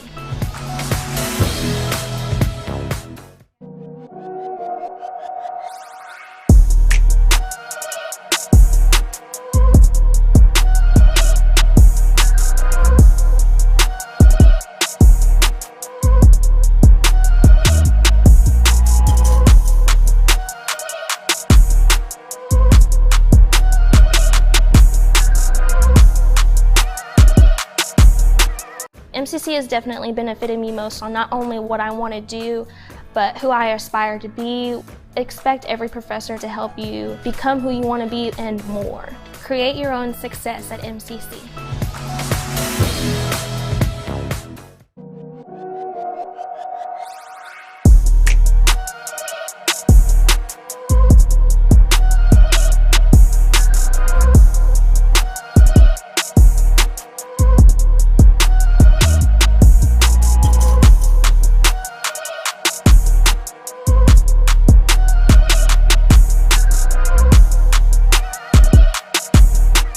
MCC has definitely benefited me most on not only what I want to do, but who I aspire to be. Expect every professor to help you become who you want to be and more. Create your own success at MCC.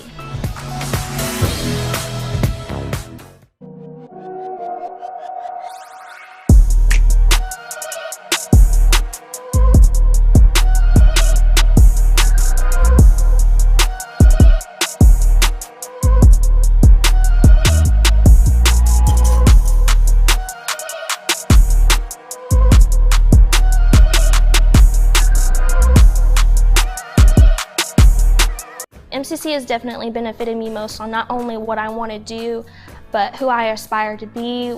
Expect every professor to help you become who you want to be and more. Create your own success at MCC.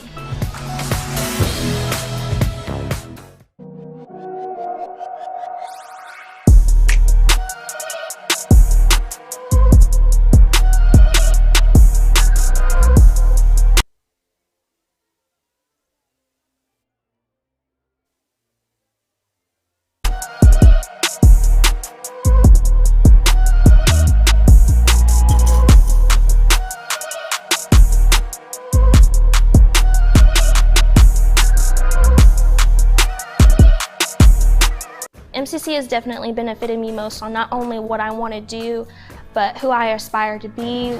Expect every professor to help you become who you want to be and more. Create your own success at MCC.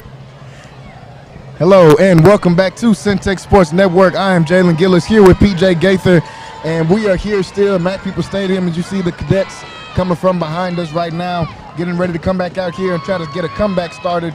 Right now trailing 31-0 to the Stephenville Yellow Jackets. It's been back and forth between these two teams, or really hasn't been much back and forth between these two teams. Stephenville has kind of come out and been sort of dominant in this first half. PJ, tell us what are some of the things you saw in that first half? What I really seen was that Stephenville, I mean, this Connally team, they made a lot of mistakes. So as a good team, you're supposed to capitalize on it, and that's what Stephenville did. Honestly, going into the second half, Connally, they have to not make any mistakes. I know that's kind of hard, but they have to come down. You got to try to come out and try to play a perfect game. Really just try to play your game when you come back out into this one. Still plenty of time left on the clock, so we know that games like this could turn around at any moment, especially here when you got a great crowd like we've got here at Mac People Stadium. It's packed. The stands are packed. We've got people all around right now here out for homecoming. Great atmosphere that we've got. Let's talk about some of these scores going on around in the games in Texas. I'll start with some of the teams in the Waco area right now. University is trailing 35-0 to Cleburne High School. Mart is out right now 27-7 on Italy. We've got Marlin up with a 38-0 lead on Wortham. Waco High losing 29-0 to Cedar Hill. At halftime, Midway 42-0 losing to Duncanville.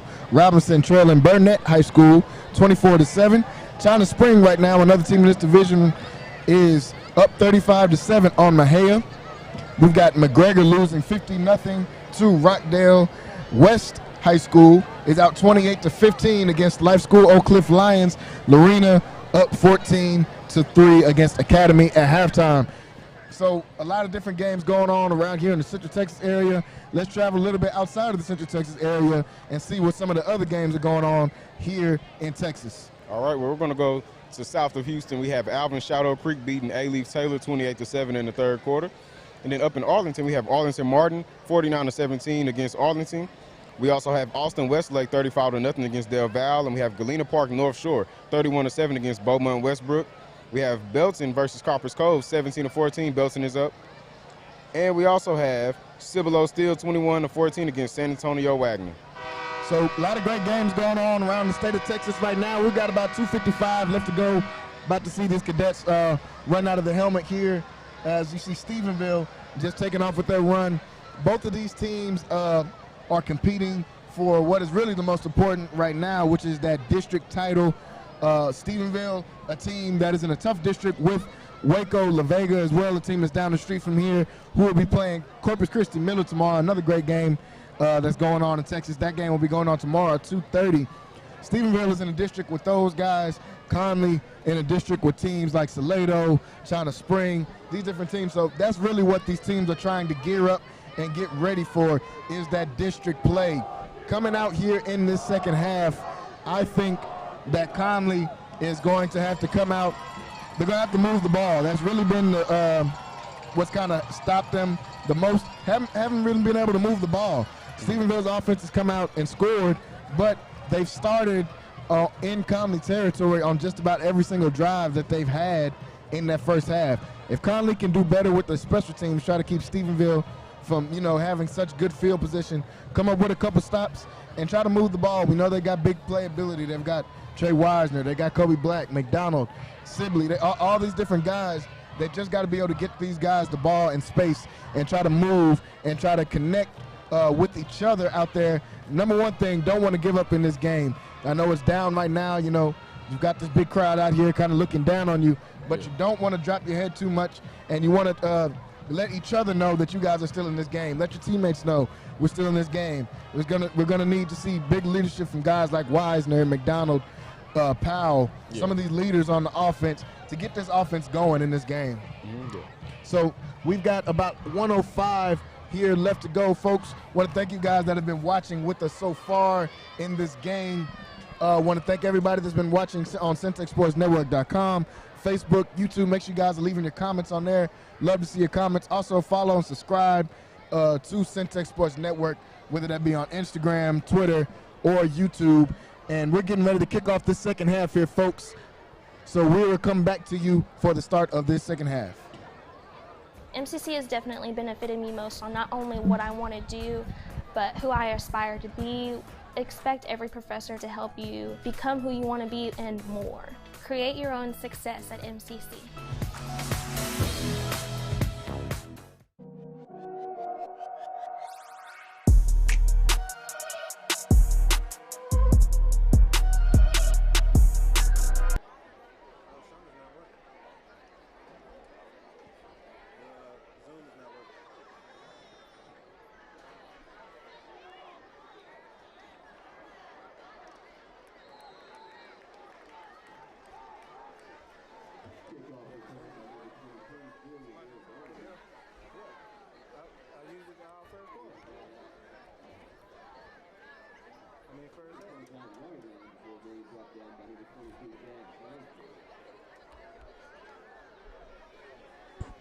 So back to the action here at Mac Peoples Stadium, where the Connally Cadets still trailing here at homecoming. Stephenville is going to start off with the ball in this second half. And this Stephenville offense has been dynamic so far in the first half. See if this Connally defense can kind of push back on them a little bit and maybe they got a chance right here to set their offense up with good field position if they can get a quick 3 and out, but that is easier said than done. So after that last first down run,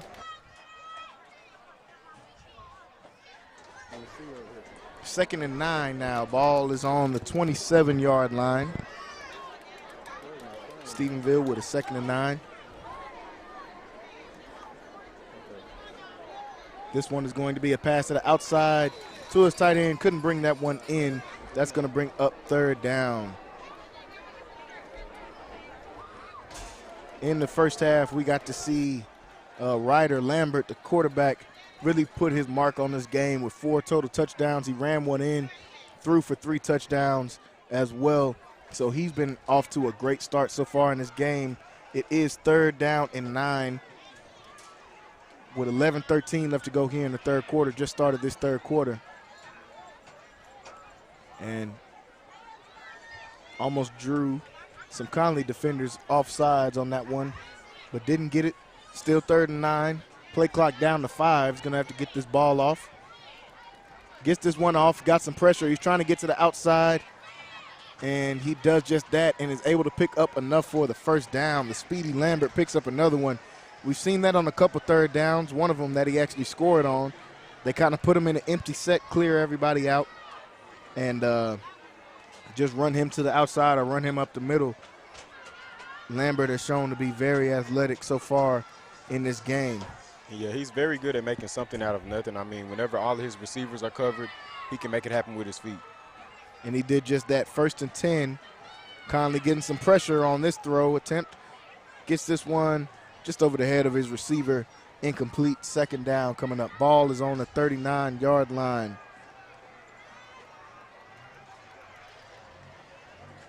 So Connally with a chance to still get their defense off the field. Got to come up with a couple stops here. Second and 10. Ball on the 39-yard line. This one's going to be a handoff up the middle. A couple jump cuts, and he'll be stopped after about a 5-yard gain on that one.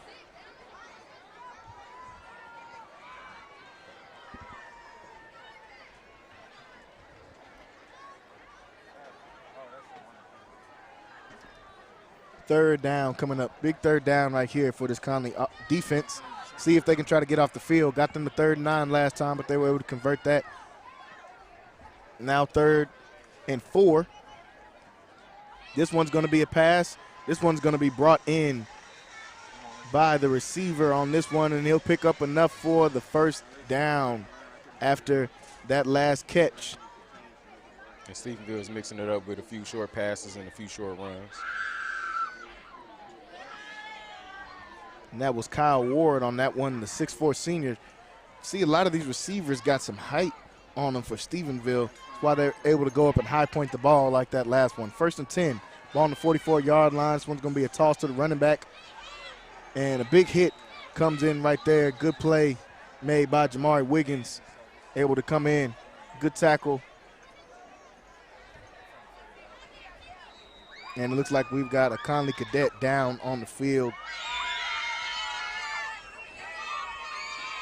So we're going to have a short injury timeout right here. We've got 9:25 left to go here in the 3rd quarter. Score is still 31-0. And I believe they'll come back to play. So we'll actually keep this one right here. So with 9:25 after that injury timeout, now it's going to be 2nd and 5.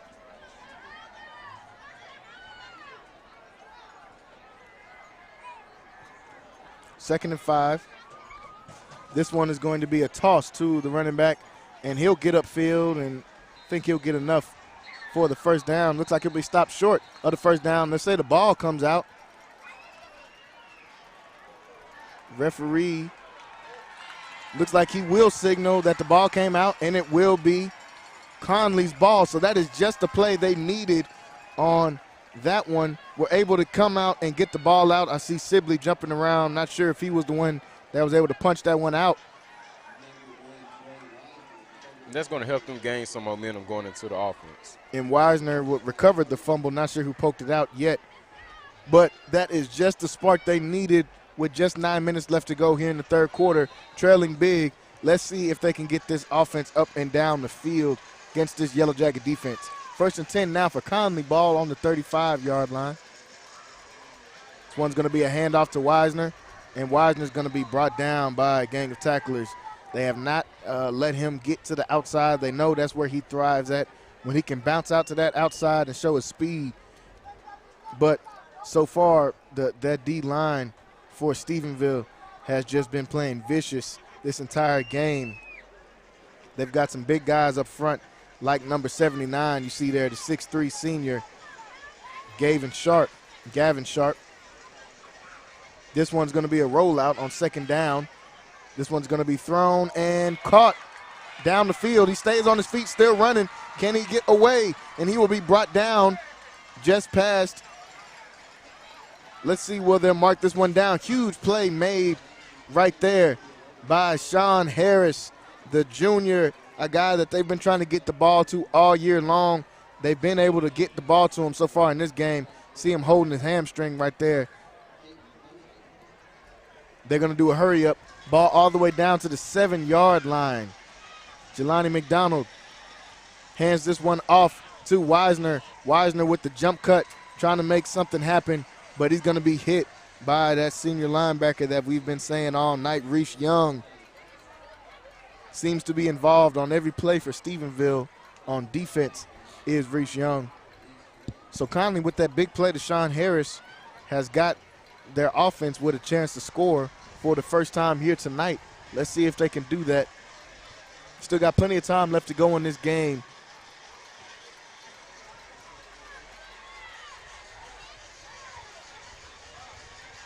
McDonald, 2 backs next to him. Gonna hand this one off to Jamone Powell. Jamone Powell tries to get up the middle. He'll be stopped at the 1-yard line. So Powell close to scoring. They're trying to do a hurry up. As you see Powell right there signaling, trying to get the ball moving. 3 minutes left to go. 3rd down and 7 minutes left to go. They're going to hand this one right back to Powell, and Powell tries to stretch out. Looks like he had enough for the touchdown, and you see the side judge signals touchdown. Jamone Powell gets the first points on the board here for the Cadets here at Mac People Stadium. Took them 2 quarters to get it, but this touchdown is still big in this game. With 7 minutes left to go, they're just going to have to take this one possession at a time. You got to know you can't get all the points back all at once. So they're going to have to try to take this one possession at a time, and that was a good job on this last possession, being able to get in the end zone after capitalizing and getting a turnover. Let's see if they can do more of that when they come out. So they're trying to see them talking here on the sideline. I believe Connally had to call a timeout. Guess they're trying to see if they're going to go for 2 or go for 1 on this one. But with 7 minutes left, Connally just got this last score provided by the big play that Sean Harris was able to get on the outside, the junior receiver, and Jamone Powell was able to punch it in. So now the kicking team will come on for the Cadets. With 7 minutes left in the third quarter. And a bad snap on the kick. And that one is going to be no good for the PAT after the bad snap fumbled by the placeholder. 7 minutes left to go. Connally able to get on the board. Jamone Powell, 2-yard run for a touchdown. We'll be right back for the kickoff.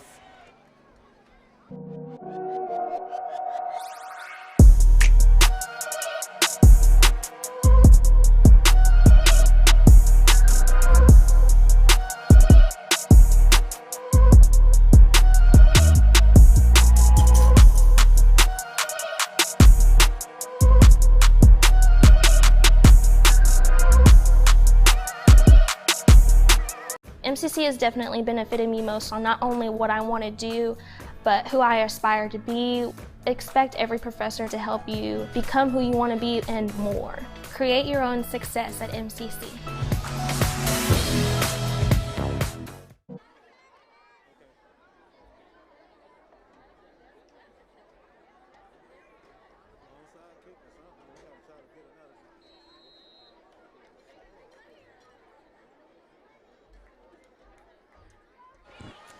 Back to the action here in Mac Peoples Stadium after that last score by Jamone Powell, able to run it in, cap off what was a good drive for the Cadets. First points on the board. Now they're going to kick this one to about the 20-yard line where it's going to be fielded. And good job by the special teams to come there and get a body on the kick returner quick. And that was Sibley I saw get to the ball first. Flag came out. We'll see who this one is going to be against.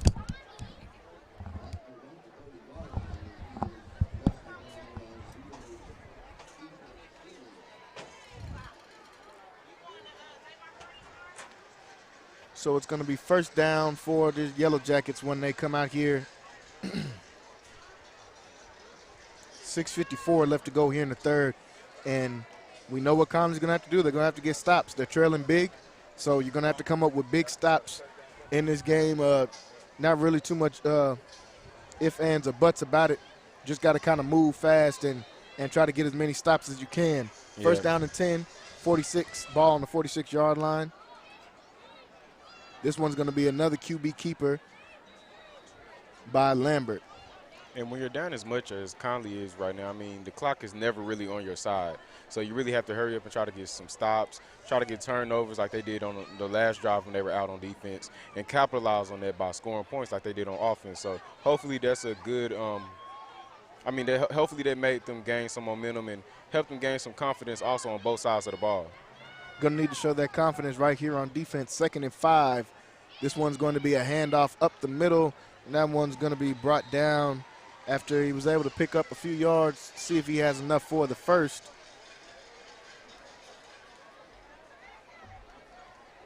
And they will move the chain, so another first down by the Yellow Jackets on this one. This first down brought to you by Nexus. Nexus here in Waco.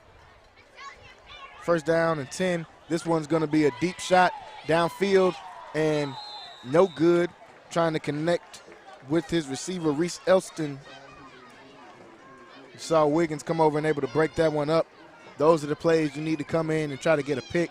You need to get turnovers so you can give your offense another chance. But nonetheless, a good play made by Wiggins on that one as you saw him come in to break that one up. Got to try to get your hands on the ball. 2nd and 10, ball on the 43-yard line. Stephenville in Cadet territory once again. This one's going to be another handoff. And he's going to be drugged down right past the 40-yard line. Some good defense right there by the Cadets. They played good against the running backs. Haven't really had an answer for when Ryder Lambert is able to get going and able to get moving out the pocket. That is who is dangerous. I'm sure we're going to see him in this play on 3rd down. They've put the ball in his hands on every 3rd down and let him make a play. I'm sure he's going to try to do that again. 3rd and 7, ball on the 40-yard line. Lambert in the backfield with the running back on his side. Maruska, he's going to hand it off to Maruska, and you see Sibley come up with a big tackle right there, stop them short of the 1st down marker. 4th down, you see Lambert going to his coaches and signaling we need to go for this one, and I think they will keep their offense on the field. You see Lambert backing up. Big play made by Sibley on that last one. 4th down and 3.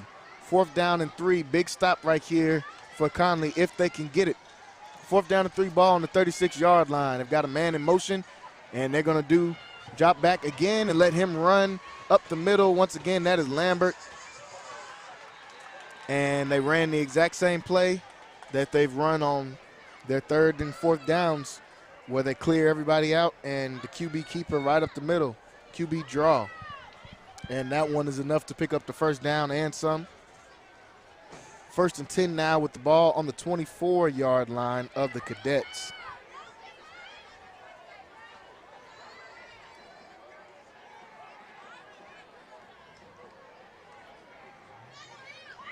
And now Lambert dropping back to pass. Lets this one go. It's going to be broken up. No good. Incomplete pass. 2nd down and 10 coming up. Ball will remain on the 24-yard line. So Conley's been able to get this offense down to some 3rd downs, even all the way to a 4th down. Just haven't been able to come up with that very much needed stop on that 3rd or 4th down.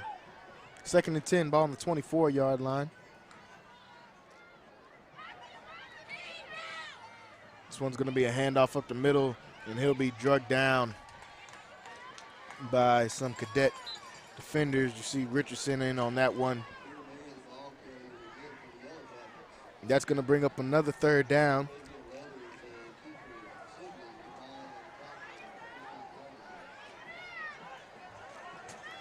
Four minutes left to go in this 3rd quarter. Connally still trailing big. 3rd down and 6 coming up. We've already seen Stephenville go for it on 1 4th down, so I'm sure they're just going to go for these. 3rd and 6. QB drop back. Lambert looking for a man. He's got his man on that one. Big tackle right there made by Sibley to stop him from getting the 1st down on that one, and that was Elston, guy we've already seen score in this game. Caught the slant, but was not able to get the 1st. But it is going to be 4th down and very short, as you see personnel switching in and out, and they might just try to kick this one. We'll see.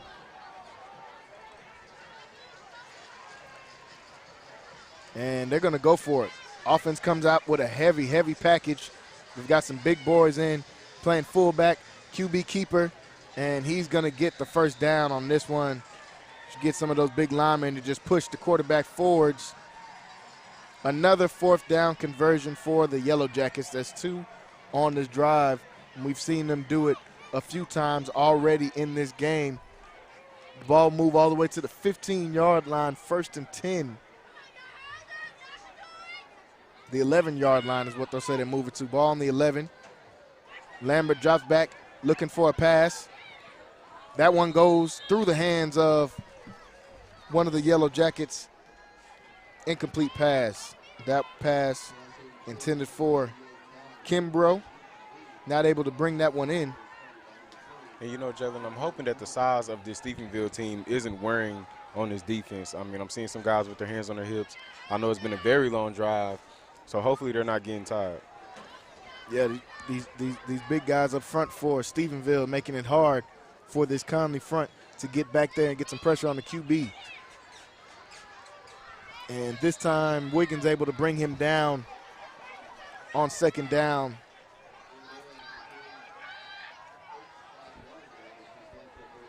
So that's going to bring up another third down.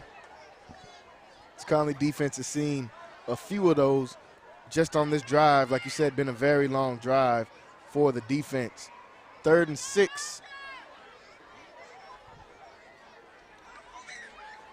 Gonna hand this one off, and this one's gonna be a play action and touchdown for the Yellow Jackets. Another touchdown thrown. This time he goes back to the man who couldn't bring it in just a couple plays ago. Kimbrough goes back to him, able to catch this one. Great play design by Stephenville. Got him rolling out after the play action. Hit his man in the middle of the field. 4th thrown touchdown for Lambert. 5th total touchdown for Lambert in this game. And punches that one through. 38-6 is the score here with 1:53 left to go in the 3rd quarter. We'll be right back for the kickoff.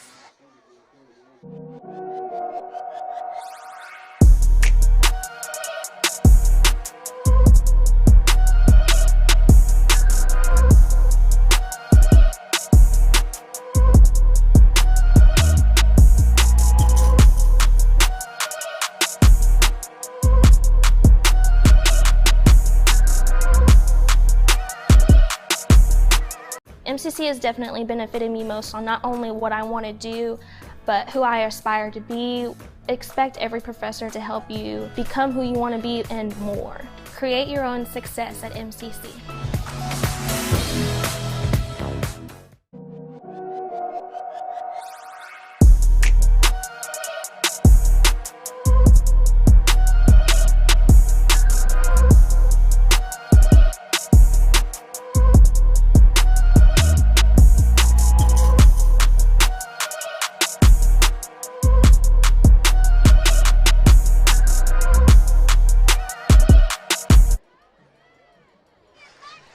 After that last touchdown on what was a big drive for Stephenville, Jamari Wiggins gets another kickoff return chance. He'll be stopped at about the 25-yard line, just past the 25. Say he's at the 26. Another chance for this Connally offense. Didn't get the result they wanted last time on defense, able to come out with a stop. Stephenville was able to still get points on the board and take out pretty much the entire 3rd quarter with that last drive. So Connally's just got to try to get some quick scores in. Got to score points first before you can try to do anything else. 1st and 10, ball on the 26-yard line.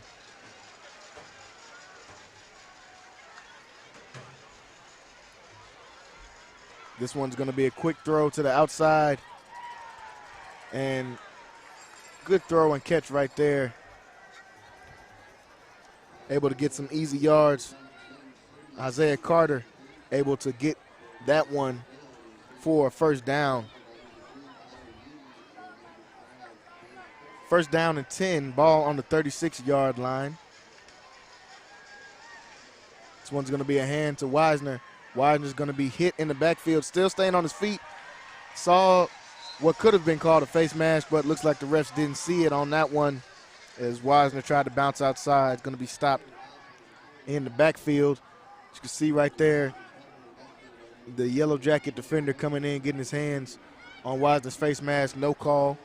And now we'll see, so they did throw a late penalty flag, and they will call the face mask on that one. So the referees did see it, give that one to Connally.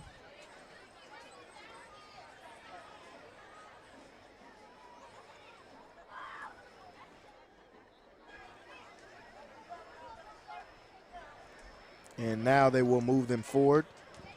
So positive for Connally on that one.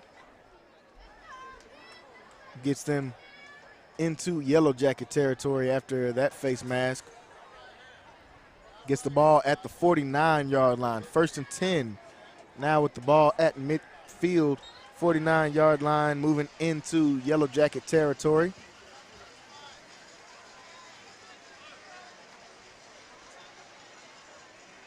This one's going to be a throw and just couldn't bring it in.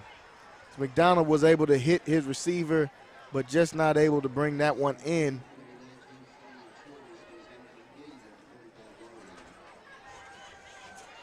And that was Simeon Childress, the intended receiver on that one. Just couldn't bring the ball in, tried to turn his head kind of the opposite direction. So his body was kind of twisted weird on that one, couldn't bring the ball in. 2nd and 10. Now after that incomplete ball still on the 49-yard line. And McDonald running through his progressions, lets this one go, finds an open man, and that is Wisner trying to get in. Let's see what they'll call it. I think they'll say he's out at the 1-yard line. Big play right there made by Jelani McDonald, getting that one to Trey Wisner.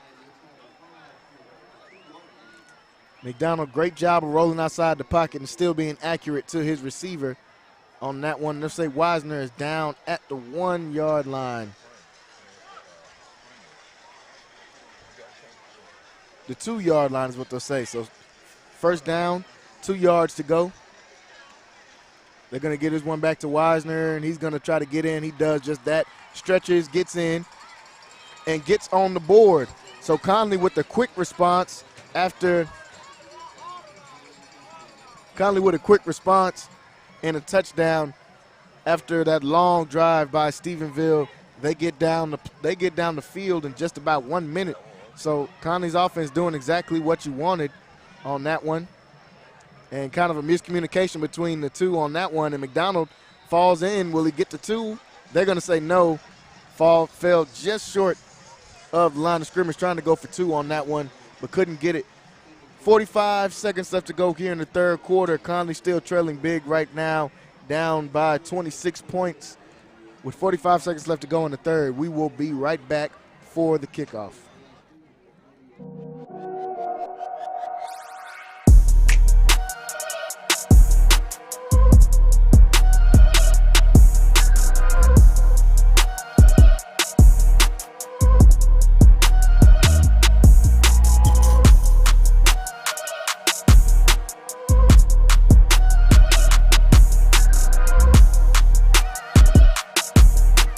MCC has definitely benefited me most on not only what I want to do, but who I aspire to be. Expect every professor to help you become who you want to be and more. Create your own success at MCC.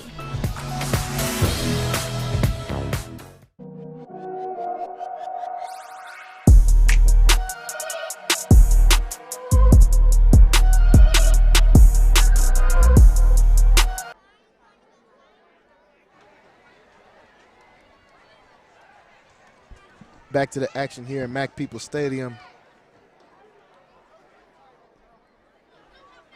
Connally is getting ready to kick this one back, and they do, to the Stephenville Yellow Jackets, and they've got a good return on that kickoff. Gets them all the way down to, once again, about the 50-yard line. Folks, they started just about all their drives at this 50-yard line. 1st down and 10. This 1st down brought to you by RNS Barbecue over there on Richland Drive. RNS Barbecue, best barbecue in Waco.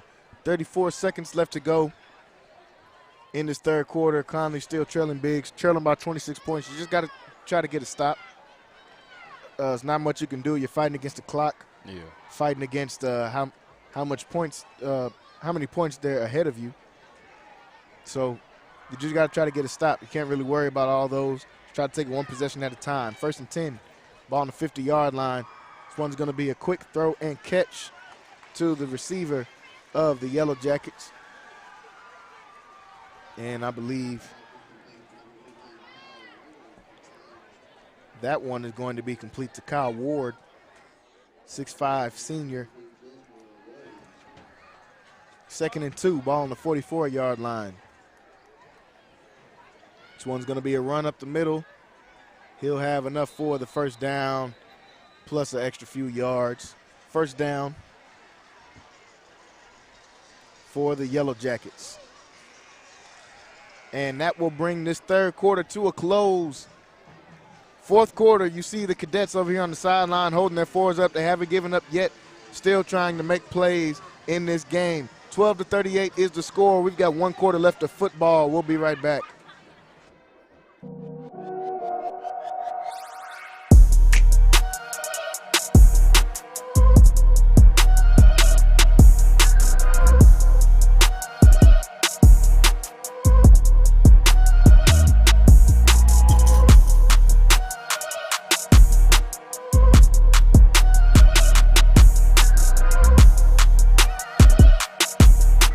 MCC has definitely benefited me most on not only what I want to do, but who I aspire to be. Expect every professor to help you become who you want to be and more. Create your own success at MCC.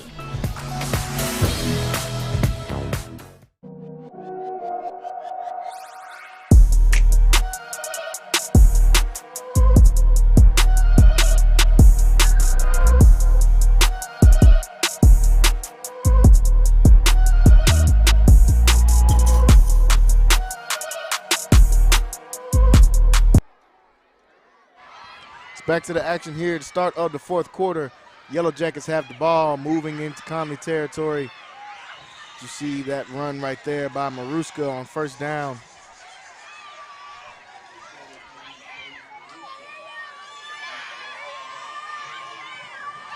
And he'll have enough for another first down for the Yellow Jackets, so they're having a hard time being able to stop the run.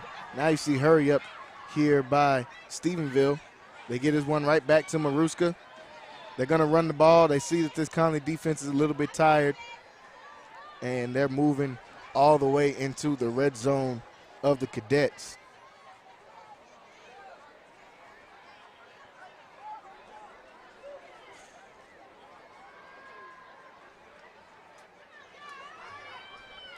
Second and 2, ball on the 20-yard line. They're going to fake the one to Maruska, and the QB will keep it. This time they had the spy ready, and that was Sibley. Able to contain somewhat the run, but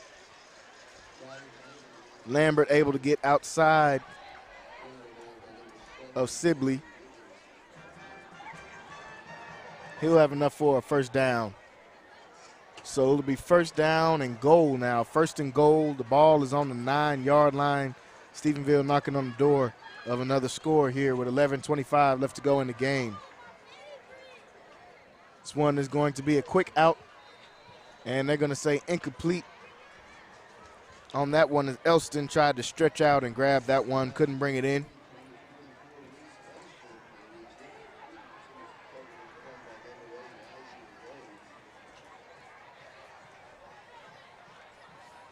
And this Stephenville team right now, proving why they are top 5 ranked team in 4A Division I.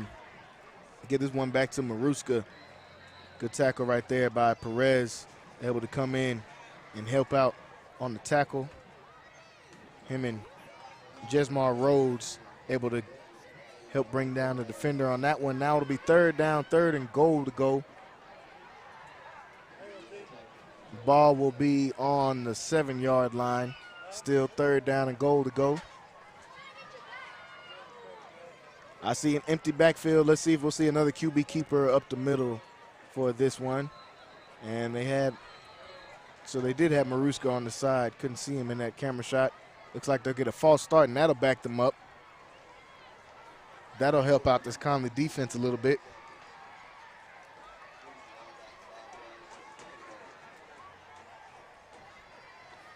That false start will back them up. That'll make it 3rd and 13 now with goal to go. So no first down opportunities for the Yellow Jackets right here.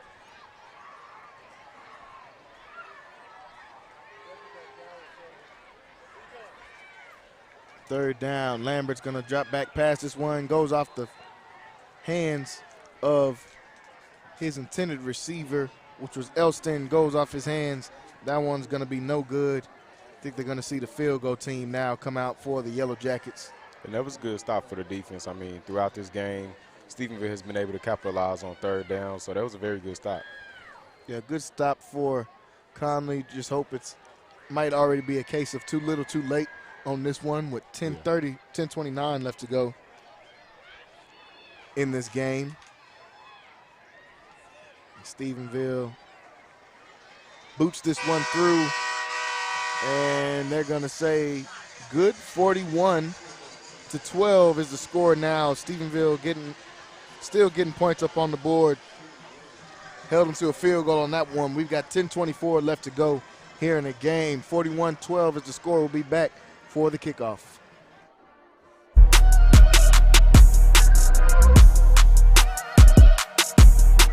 MCC has definitely benefited me most on not only what I want to do, but who I aspire to be. Expect every professor to help you become who you want to be and more. Create your own success at MCC.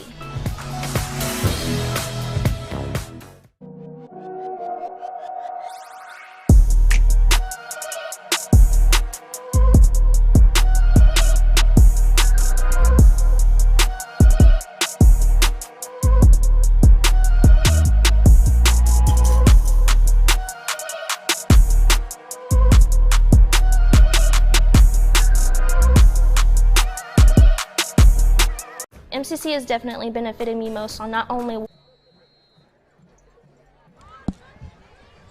10:24 left to go in this game. Connally still trailing big here homecoming night at MacPeople Stadium. This kick is going to be received at about the 25-yard line, and with a chance to try to take this one, and they'll have good starting field position after that pretty good return on that last play. Now was Wiggins, I believe, able to get that one, and he's had a few opportunities tonight, able to capitalize on that return and give Connally some good starting field position. You know, Jalen, with the offense coming out right now, at this point in the game, you know that it might be a little bit too late, so you're just building into next week, building your confidence going into next week, showing that you can move the ball, showing that you're still going to be able to score and everything. So you're really just building into next week and trying to capitalize on the plays. Yeah, you got to make the most out of what you have. They're down by a lot, but you know you still got to try to score points. So that's what this offense will come out here and try to do. They give this one to Wisner. Wisner flipped on that one. Hasn't been able to come out with much, trying to get to the outside. Looks like Stephenville watched a lot of film on Wisner. They wanted to try to neutralize him in this game, and they've done a pretty decent job of doing it. He was able to get, some breakaway plays here and there, but, as long as they can stop him from his usual 3 to 4 touchdowns a game, I'm sure that's what Stephenville wanted to do, and they've done that in this one so far. McDonald dropped back for a pass, has to try to get away from the pressure as soon as the play starts, and McDonald turns nothing into something on that one. And I know McDonald struggled here tonight. He's had a few turnovers in this game, but you can see right here on the replay, he's got somebody in his face as soon as they say hut. As soon as he gets the ball in his hands, he's got somebody in the backfield trying to hit him. So they've got to do a better job of protecting this quarterback as they get further into this season. 3rd and 6, 3rd down and 6. Ball on the 47-yard line. Another play-action rollout. Try to get McDonald outside the pocket. They do just that. Able to get away from the defender pretty easily. And a pretty good run right there by McDonald. Once again, turning nothing into something. Cutting upfield, making a few of his defenders miss. And able to get up the field on that one. Good play by McDonald. Saw pressure once again once he rolled out the pocket, but was able to get upfield on that one. 1st down to 10, ball on the 29-yard line.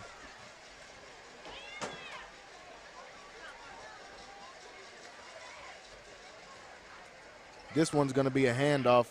They're going to try to get outside, and that is Jamone Powell, who's always running the ball hard. You're not going to be able to bring him down easily. Stephenville's got some big boys on their side, but see right there, Jamone Powell is always ready to try to get physical with somebody once he gets into that 1st and 2nd level.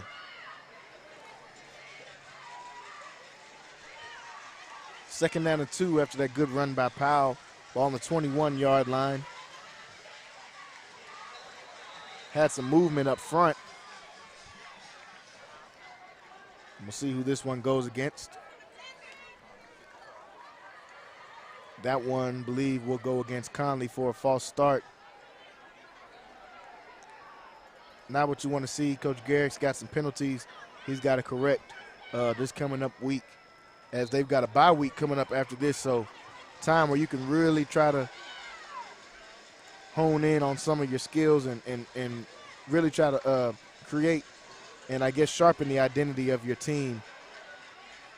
See McDonald roll outside the pocket, throws this one into the end zone. That one is going to be picked off, intercepted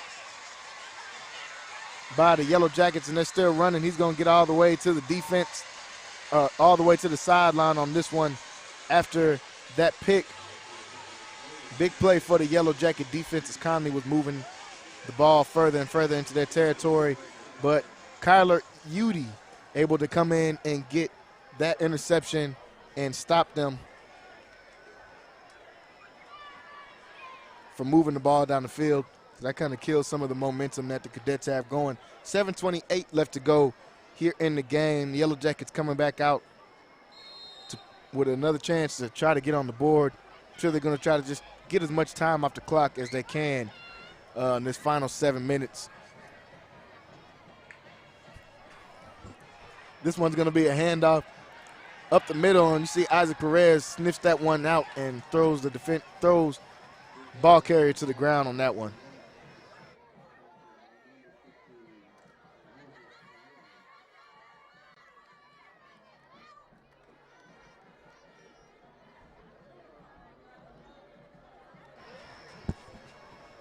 Second and 10 now after that last play blown up. Clock is rolling.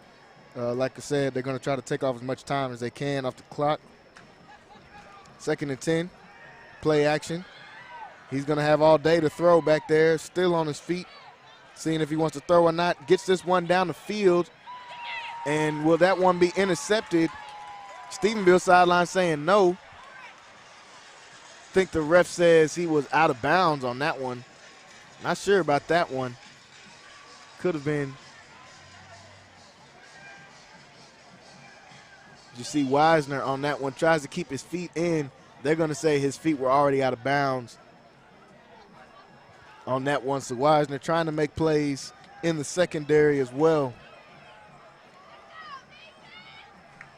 Third down and 10. Another drop back for this quarterback. This one's just going to be a screen pass. And looks like they will pick up enough for the first down after that last jump. Believe that will move the chains for Stephenville.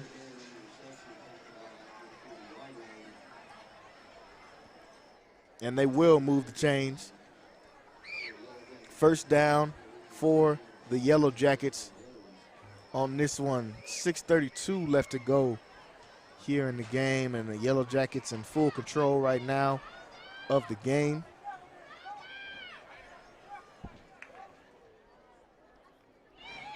And Lambert's going to keep this one, and he's getting upfield quick, showing off some of the speed here. And he gets all the way down at the 30-yard line of the Cadets after another big run by Ryder Lambert in this one. And Lambert really showing that he is a big-time player so far in this game. He has made his mark on this game, thrown for 4 touchdowns, run for 1 touchdown. I'm not sure his yardage on the ground, but I'm sure he's got to be close to about 100 yards on the ground as well. First down and 10, he's going to drop back and throw this one. And that one could have been intercepted. Ball was tipped, fell in between 2 Connally defenders, between the safeties right there. It looks like Wiggins on that one. Could have got his hands on that. Not able to bring it in, though.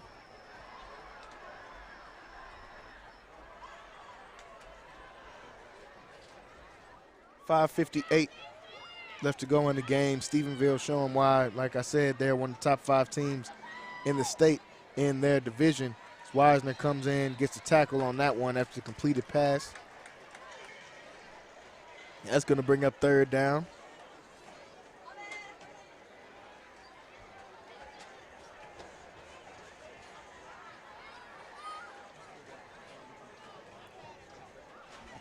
3rd down and 4 is what they'll say it'll be. Ball is on the 25-yard line.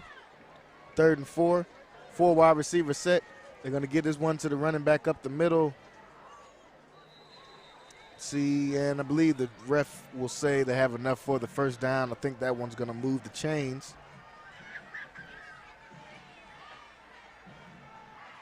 I believe that one will move the chains or get close to. They'll say he's down just short.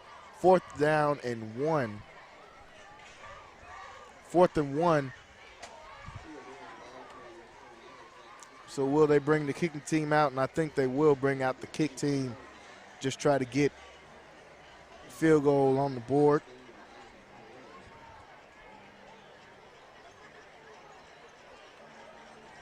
And we'll see.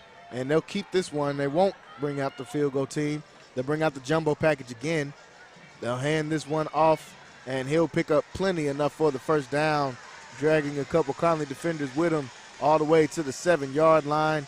And I believe that was Corey Eakin once again.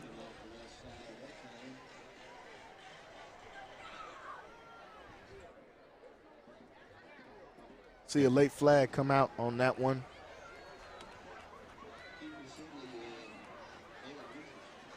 Looks like it'll be on Stephenville.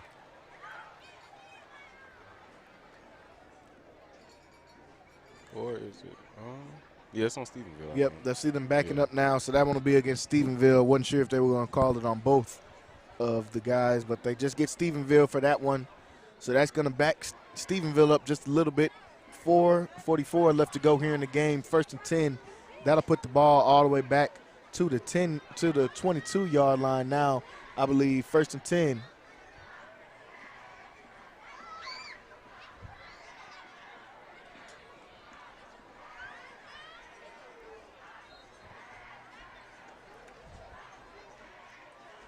This one is going to get thrown to the outside. No good. Goes in between the hands of their defender on that one, of their receiver on that one.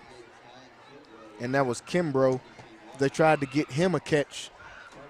They've got some big receivers for Stephenville, so they've kind of been throwing the ball a little bit high, giving their guys a chance to go up and get it. It's been working out for them so far in this one. 2nd and 10.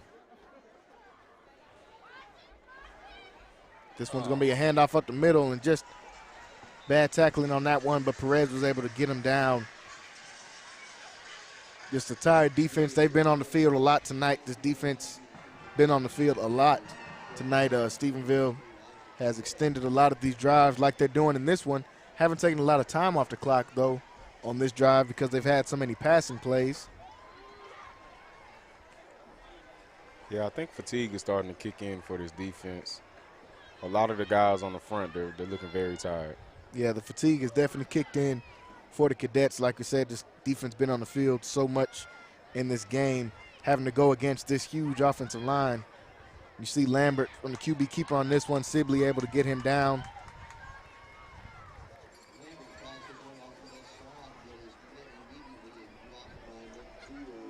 And Sibley was able to get the tackle on that one. Him and Lambert exchanged words a little bit. 3:35 and rolling left to go in this game. It's going to be 2nd down and 11. Ball on the 13-yard line. Stephenville team really looking impressive in this game. Got to take your hats off to those guys. They had a good game plan. They definitely came out and executed that game plan in this game. And as you see this one, it's going to be a QB keeper to the outside. Looks like they finally took Lambert out the game. And the backup QB is going to come in and get some action. It's going to be 3rd down coming up now, 3rd down. But like we said, Connally's had a tough pre-district schedule, very tough pre-district schedule, and they're gonna end their pre-district schedule 1-3. Now a lot of people would hang their heads at that and get down and say that it's 1-3. Don't want to see that, but you got to remember that the most important games are the district games. It's about what that district record is going to look like when you get into November. This one a handoff up the middle. Still moving his legs, just running hard right there. for the Yellow Jackets. But the district record, like we said, is what's going to count. These pre-district games are just to get you ready for a district. Those are what's really going to count in determining your season, whether or not you're going to be able to go to the playoffs or not. They ran into a very good team, I think, in Stephenville. Stephenville has really impressed me. My first time getting to watch them this year really impressed me in this game on both sides of the ball. Yeah, you know, playing these hard teams like they have been playing for these last few weeks, I mean, it's gonna get you very ready for your district games. I mean, with Connally, you know, they're gonna run into some tough teams in their district, you know, like Salado, China Spring. Yeah.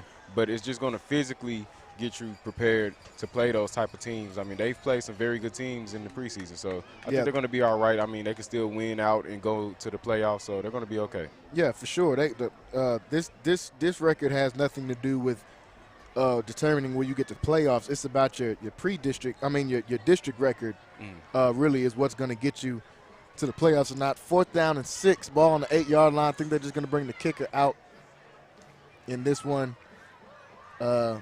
Yeah, they're going to bring the kicker out for this one, try to get some points up on the board here. But like you said, very impressed with Stephenville. Playing teams like Stephenville, Palestine, these bigger teams, that's really going to have, I believe, have the cadets ready for when they get into the district schedule and have to play teams like Salado and China Spring, like you said. So they took this L tonight, but they don't want them to hang their heads too much. Still got plenty of football left to play in the season. And a loss like this is coming up on a bye week. Bye week really gives you time to correct a lot of different things, lets you kind of hone in. You don't have time to really do that before the bye or when you're in the season because you're just getting ready for the next team. But these coaches really love the bye week because it gives them time, especially before district starts, gives you time to just get your team together, gives you time, your guys some time to rest up a little bit on some of those nagging injuries that they've been playing through. And see, 4th down and 2, they're still getting ready to kick this one off, trying to run off as much time as they can. And they're going to kick this one. It's going to go through the uprights. It's going to be 44-12 now is going to be the score. We've got 57 seconds left to go in this game. 44-12, Stephenville up big on Connally. We'll be right back for the kickoff. What I want to do, but who I aspire to be. Expect every professor to help you become who you want to be and more. Create your own success at MCC.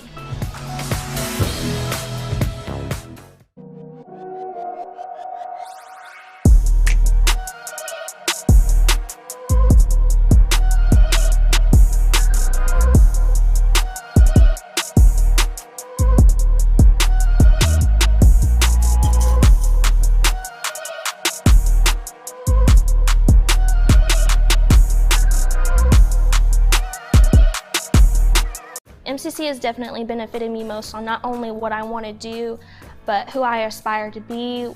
Expect every professor to help you become who you want to be and more. Create your own success at MCC.